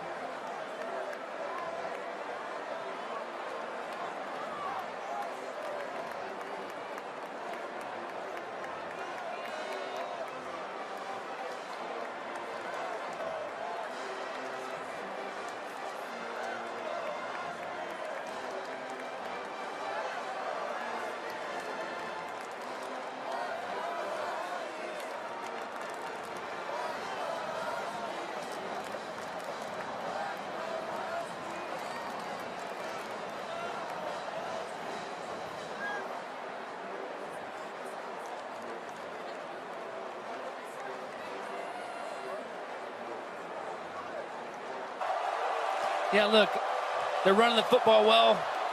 Leaves it short right here. He's overthrown a couple guys, earlier in the game. I liked what they were doing, just kind of keeping it on the ground, and a big mistake, and now Washington's got the football. And if you're Washington and you're Coach Jedd Fisch, you're saying, hey, boys, we're down 5, right? Let's see what we're made of. We got to come out here, put a drive together, and go win this thing. Hey, Jedd Fisch with 11 brand new starters on offense, and really a lot of people around the college football world want to see what Washington has with this brand new offense. Down by 5 in the Apple Cup, 7:40 left. We're about to find out. Jonah Coleman kicks it outside. That was a wise choice. First down, Huskies. Now inside of Washington State territory. Adrian Wilson makes the stop. Ground game gets him down to the 45. And they're right back on the ball after that gain of 14. Rodgers fakes it this time. In trouble and lets it go. Now was he outside the tackle box? Washington State wants an intentional grounding. Pressure from Andrew Edson.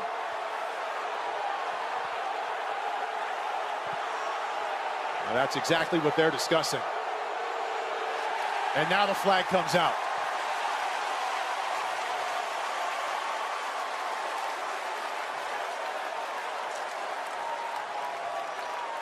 Intentional grounding, offense, number 7. The ball will be placed at the spot of the foul. Penalty includes a loss of down. Will be second down. Our rules analyst, Reggie Smith, was watching that one. What'd you see?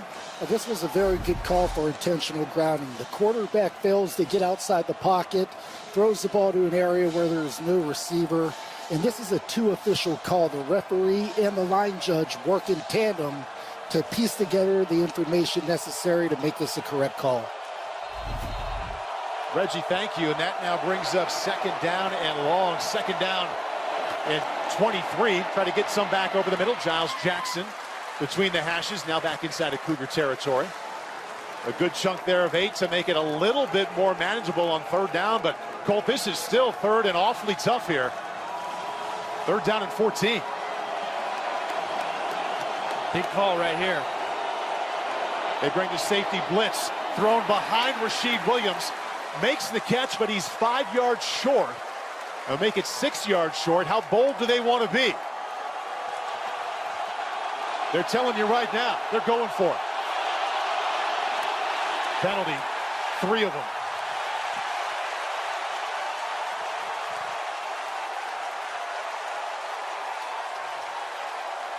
False start, offense number 85, 5-yard penalty. I just don't know what they're trying to do. We're rushing the ball on third down. Everybody's up-tempo, getting to the line of scrimmage. Then we're going to go fast on fourth down again. It's like you've got a lot of time on the clock. You've got an experienced quarterback. Just be within your system. And right here, you see it.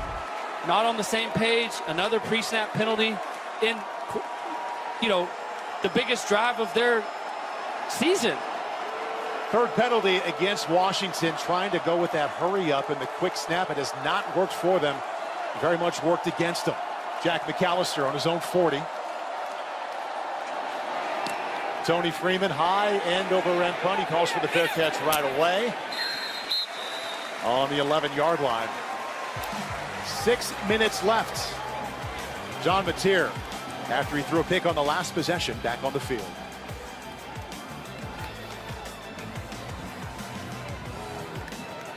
'19. And John Mateer with a chance to respond here in a big spot through a pick last time he was on the field. First down on his own 11. Gives inside. Big hit on Wayshawn Parker. No gain. Alfonso Tuputala with the stop. Thinking about the Husky linebackers, we bring in Zora.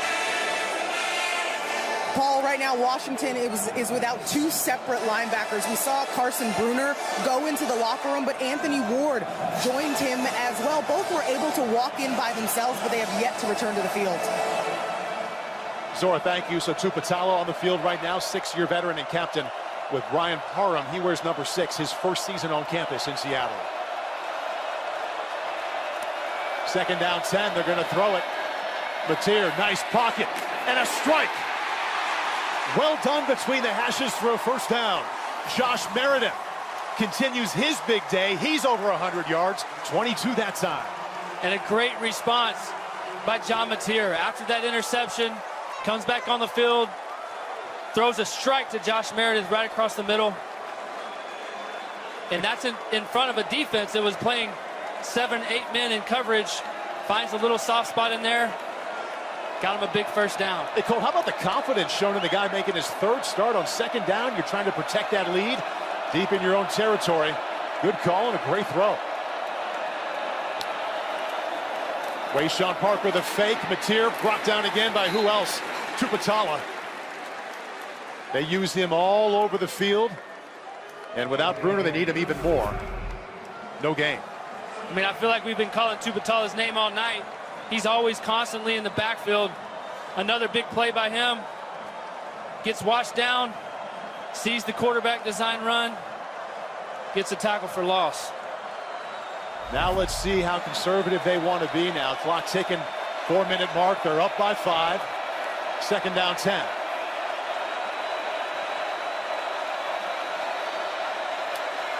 Linebacker blitz. Mateer over the middle. Intercepted. Picked off by Ephesians Prysock. The ruling on the field is an interception. First down, Washington. 2nd pick of the 4th quarter thrown by Mateer. I mean, Ephesians Prysock is a big, strong, physical corner. It's a nice job recognizing this route, a little under route, a little slant route. He jumps it. Mateer doesn't throw that bad of a ball. But Ephesians just jumps in front of the ball. And I'm not sure if he caught that. I think that ball might touch the ground here. The ruling on the field is an interception. The previous play is under further review. All right, we will continue to take a look at the replays here. Did this ball hit the ground or did he pick it off? It was called an interception on the field. Reggie Smith, what are you seeing? Seeing a tight pass, but to me, I don't believe that there is enough to overturn the ruling on the field. This will most likely stand as an interception. I think everyone sees the ball touching the ground, Reggie. Good to keep in mind that you can maintain possession even with the ball touching the ground, right? That is correct, Paul. Even if the ball touches the ground, if the defender has firm control of the ball is allowed to hit the ground. However, I don't see the ball move in this case. I don't believe replay will be able to confirm, but I definitely don't see enough to overturn this. This should stand. So the ball does touch the ground. The question is, did he keep control? Does he have control in spite of it hitting the ground? Called a pick on the field. Would be Mateer's 2nd interception of this 4th quarter. Yeah, this is the biggest call of the game. To me, it looks like the ball hits his arm. I don't know how much control he has of the football. And I know the ball certainly hits the ground, so Steve Belichick, the defensive coordinator, telling us yesterday he loved how tall his corners here are in Washington, both over 6 feet. Dixon and Prysock, when they were under 6 feet at New England, said it's a real asset he has here, and each has made a giant play here in this 4th quarter if this interception stands.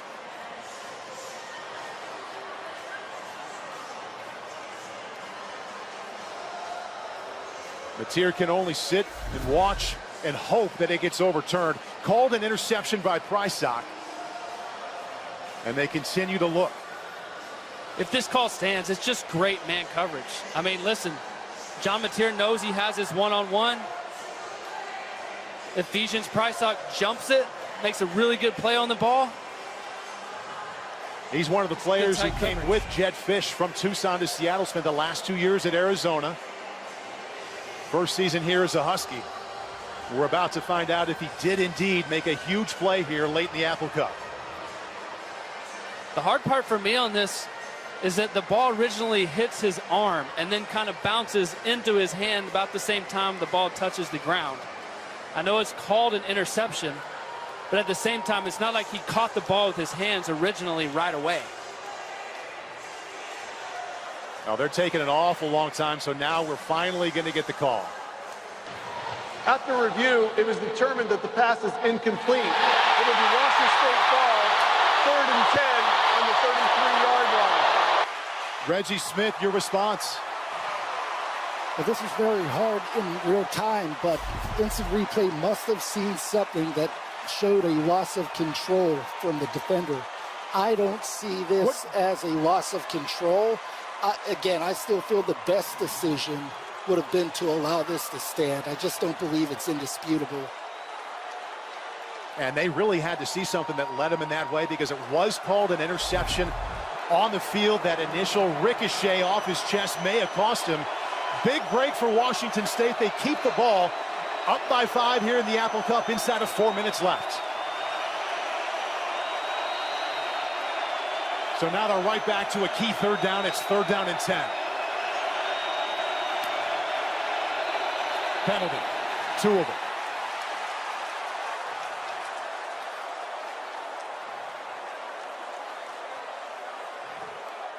The Cougars are saying it was the Huskies that jumped early.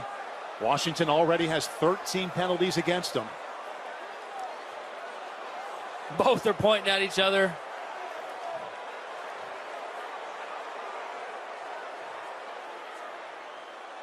False start. Offense, number 70. 5-yard penalty. 3rd down. 5th penalty against the Cougars backs them up to face a 3rd down and 15. So Washington did not get the turnover with that called pick on the field, but a chance to get the ball back here. 3rd and long. Yeah, we need to get a good play call here into John Mateer. Look, he almost threw an interception. Now their center, Dylan Kalani, moved early. They got a false start penalty, right? Let's get something easy here and keep this clock running. Scored a touchdown on a quarterback draw on 3rd and 20 earlier. Another penalty just before the snap. Again, both sides pointing at the other. I think you're going to get another false start. Delay of game, defense, disconcerting signal, 5-yard penalty. Oh, wow. 3rd down. Timer. So they get 5 yards and they give it right back, and we are right back to where we started. That's 3rd down and 10. It's a wash. 33. Wipe it clean. Play 3rd and 10 again. See what Steve Belichick comes up with.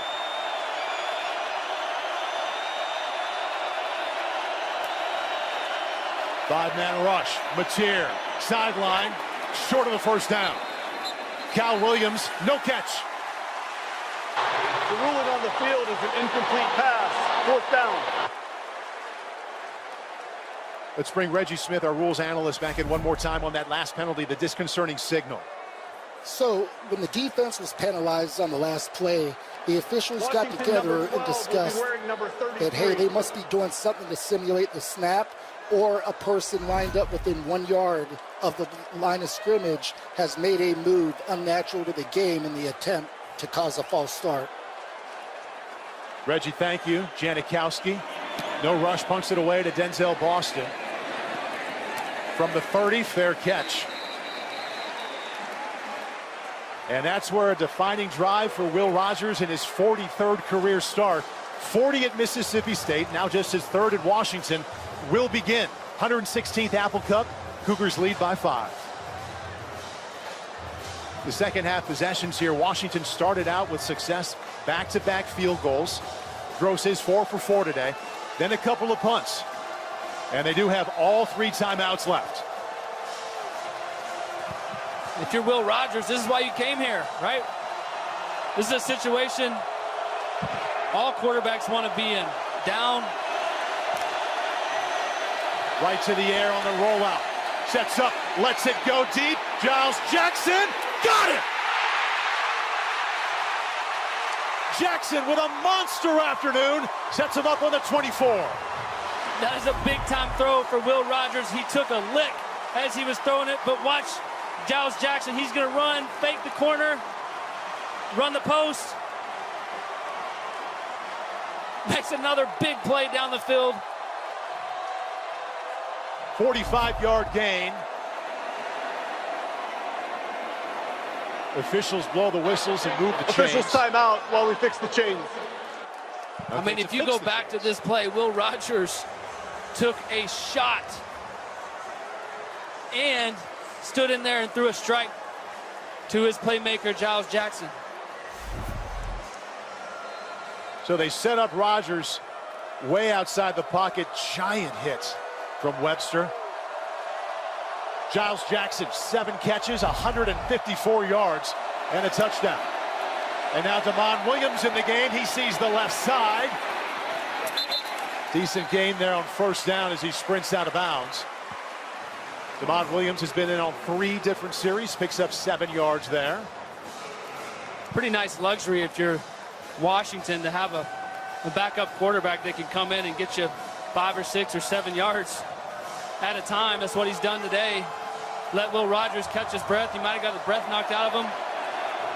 Damon Williams, 2,700 yards rushing in high school in Phoenix. Hands off inside. Coleman, bowling ball inside the 10. First and goal, Washington.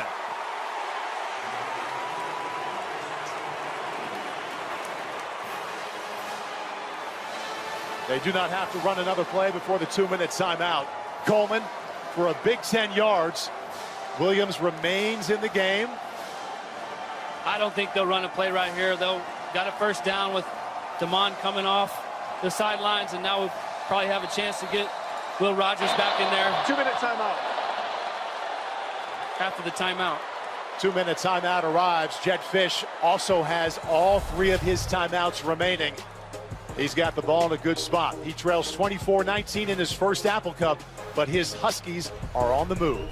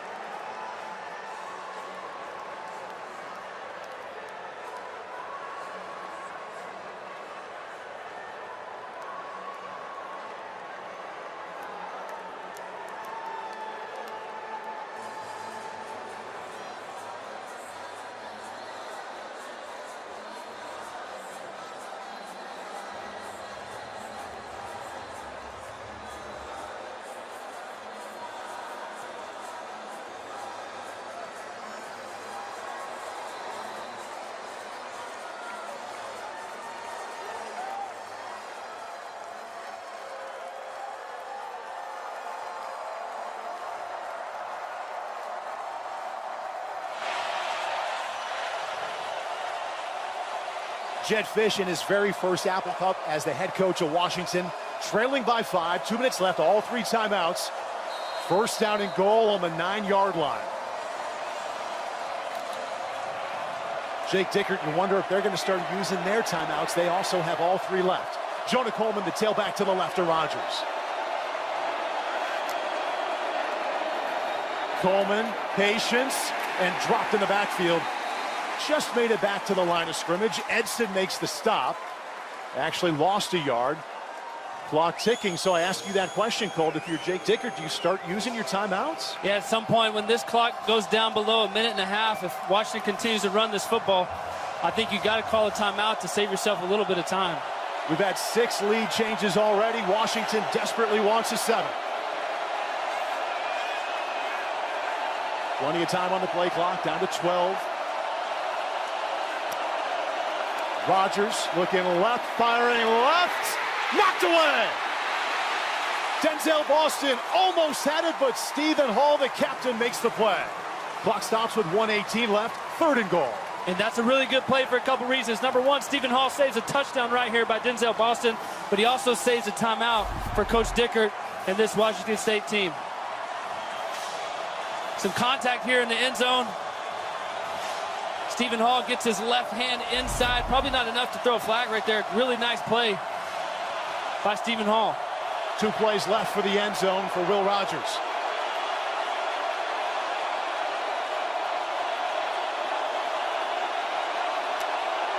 Back to the air. Rogers, crosser, Boston! Pushed out of bounds. Denzel Boston got down close inside the 5, gain of 8. 1:12 left, 4th and goal. Here we go. Will Rogers said he wanted to come to Seattle to run a pro-style offense and run it at a high level. See what Jed Fish dials up for him. 4th and goal, down by 5. I wouldn't be surprised right here if Dickert lets Washington line up and then calls a timeout to make sure he gets his best defensive play call in. Here's the ball game for Washington. Going to use one of those timeouts.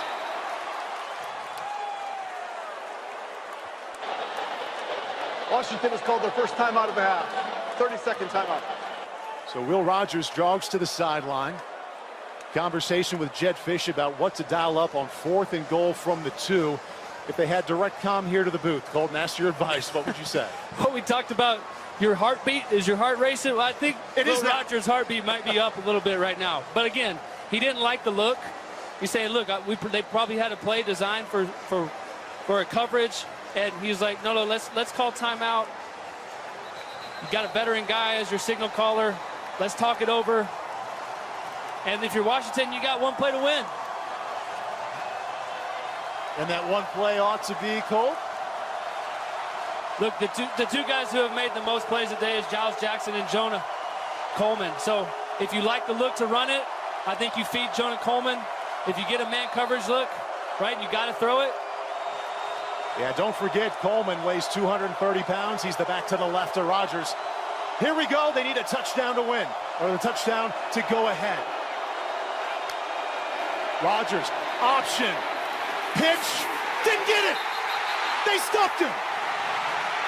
Cal Thornton, the captain linebacker, with a game-saving play and a loss of 1.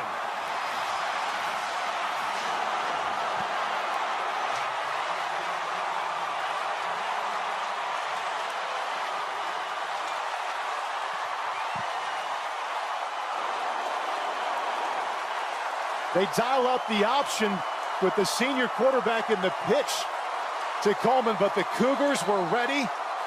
Came up with a loss of 1. I mean, the 6-year senior, Kyle Thornton right here. Just watch the flow of everybody.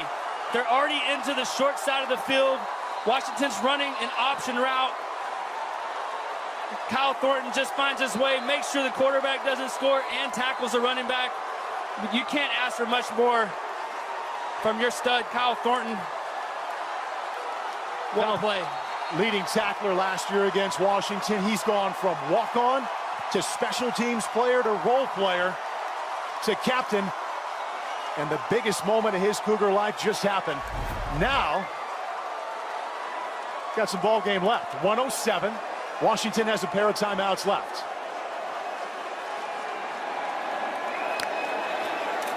Mateer, boy, he just found his way out of the end zone. Gets out a little bit beyond the 1. Timeout called by the Huskies. Javon Parker with the stop. Washington has called their second timeout of the half. 30-second timeout. Timer, please reset the game clock to 1:04.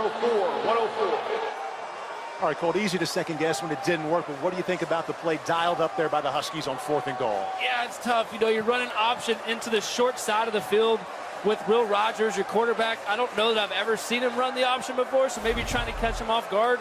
Damon Williams might have been the better option there.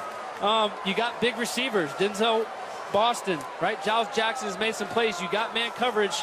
Now, I was thinking they were going to take a shot right there. Into the boundary as well. You don't have a lot of room to work with.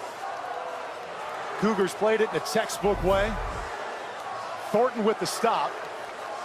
Clock is stopped, 1:04 left. And John Mateer will be standing in his own end zone. Will Rogers, 4 out of 5 of the fourth quarter, leading them down there. Now he just has to watch and hope. Kulawasi, the tailback, but they just move it right ahead, a little bit beyond the 1. Clock stops again with another timeout. Washington has called their third and final timeout of the half.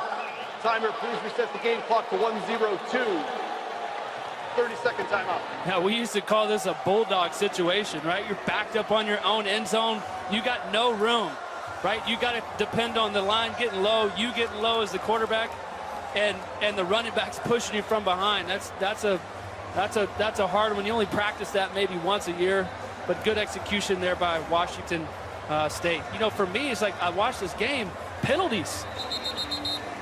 Penalties have been, Washington has been hurt severely. They have 13 of them. But looking at the clock now, 3rd down 11. As you've heard, Washington doesn't have a single timeout left. Washington State will have to do something on 4th down. 1:02 left, so they can't just run the clock out after this 3rd down. See what Jake Dicker does there, but right now it's 3rd down 11. His quarterback, John Mateer, standing in his own end zone. Boy, there was early movement there. Oh, man, another penalty here. Offside, defense number 50, 5-yard penalty, 3rd down. Sebastian Valdez. I mean, if you had a chance, your chance was keeping them backed up on the goal line. Sebastian Valdez just jumps off sides. He's right over the football. And it's just mistake after mistake after mistake by this Washington defense. All these penalties, it's really hurt them today. So now converting here.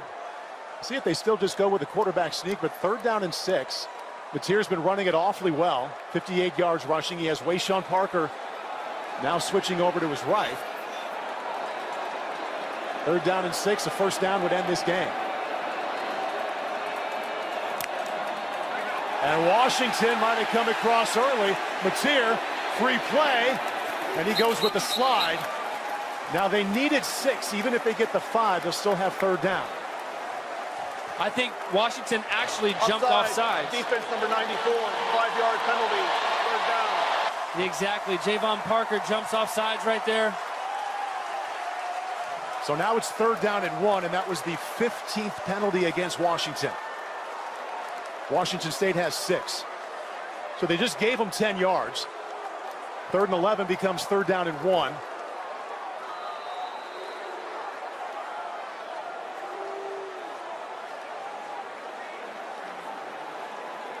Okay, clock ticking now. They get the ball here beyond the 13-yard line. It's ball game.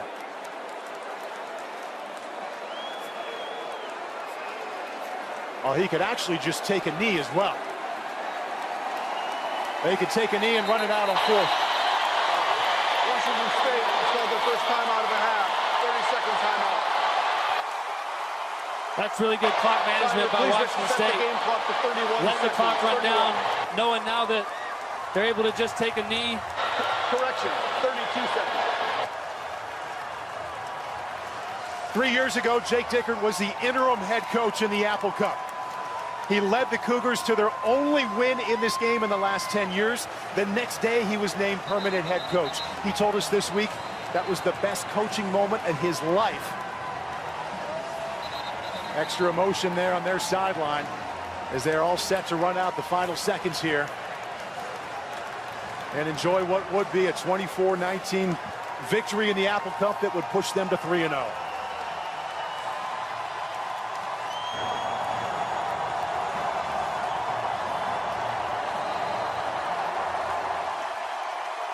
John Mateer, victory formation in the Apple Cup, takes a knee. The clock will do the rest. After losing 9 out of 10, penalty markers come out. We've got 2 flags on the field. Some pushing and some shoving there as the final seconds were set to tick off.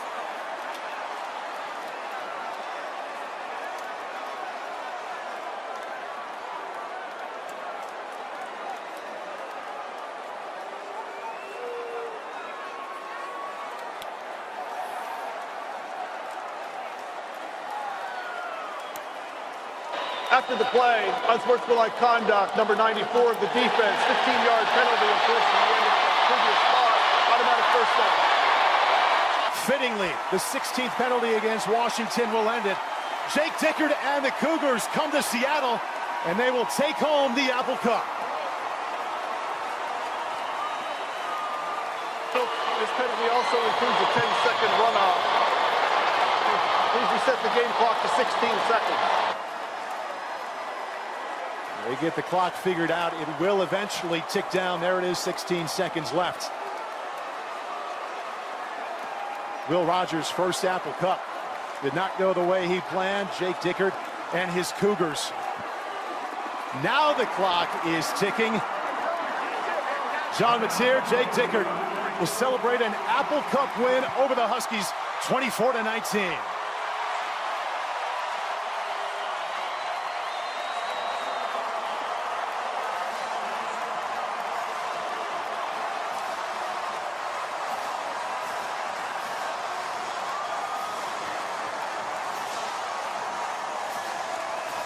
Zora Stevenson with the victorious head coach, Jake Dickert. Coach, first time in 3 years that you get it done for this game. The Apple Cup will be heading home with the Cougars. How? Grit, toughness. I love this team. They stayed here for this. Sorry, I'm emotional, but I love these guys. They love each other. We said we were going to win this game not because we hated them, but because we loved each other. And that's what you saw there for 4 quarters. You told us this week that when you won in 2021, it was your favorite football memory. But what's this one like? This is going to be 1B to that 1A. When you see the hard work that these kids put in, I'm just so damn proud of them. This was a gutsy performance against a really good football team. Let's start with your quarterback, John Mateer. His first start in this game, how did he impact winning today? Well, when you win this game as a quarterback, you turn into an immediate legend. So he's in now the Apple Cup lore. He just does whatever it takes to win. And what I loved is through every mistake, he never wavered. He just kept bringing it, and that's the gutsy performance we needed. Now to your defense, game is on the line. How did they handle the moment? You know what, in that huddle, they never flinched. They really didn't. There was no panic. We said sudden change. We've been here before. They leaned on us a little bit, but at the end of the day, it just takes heart, and that's what our guys have. 3-0, what's led to the successful start to the season? It really feels good. We're 1-0 every week. We got another big game come back on Friday, but the Palouse is going to party for this one now. Enjoy it. Thanks, Coach. Go Cougs!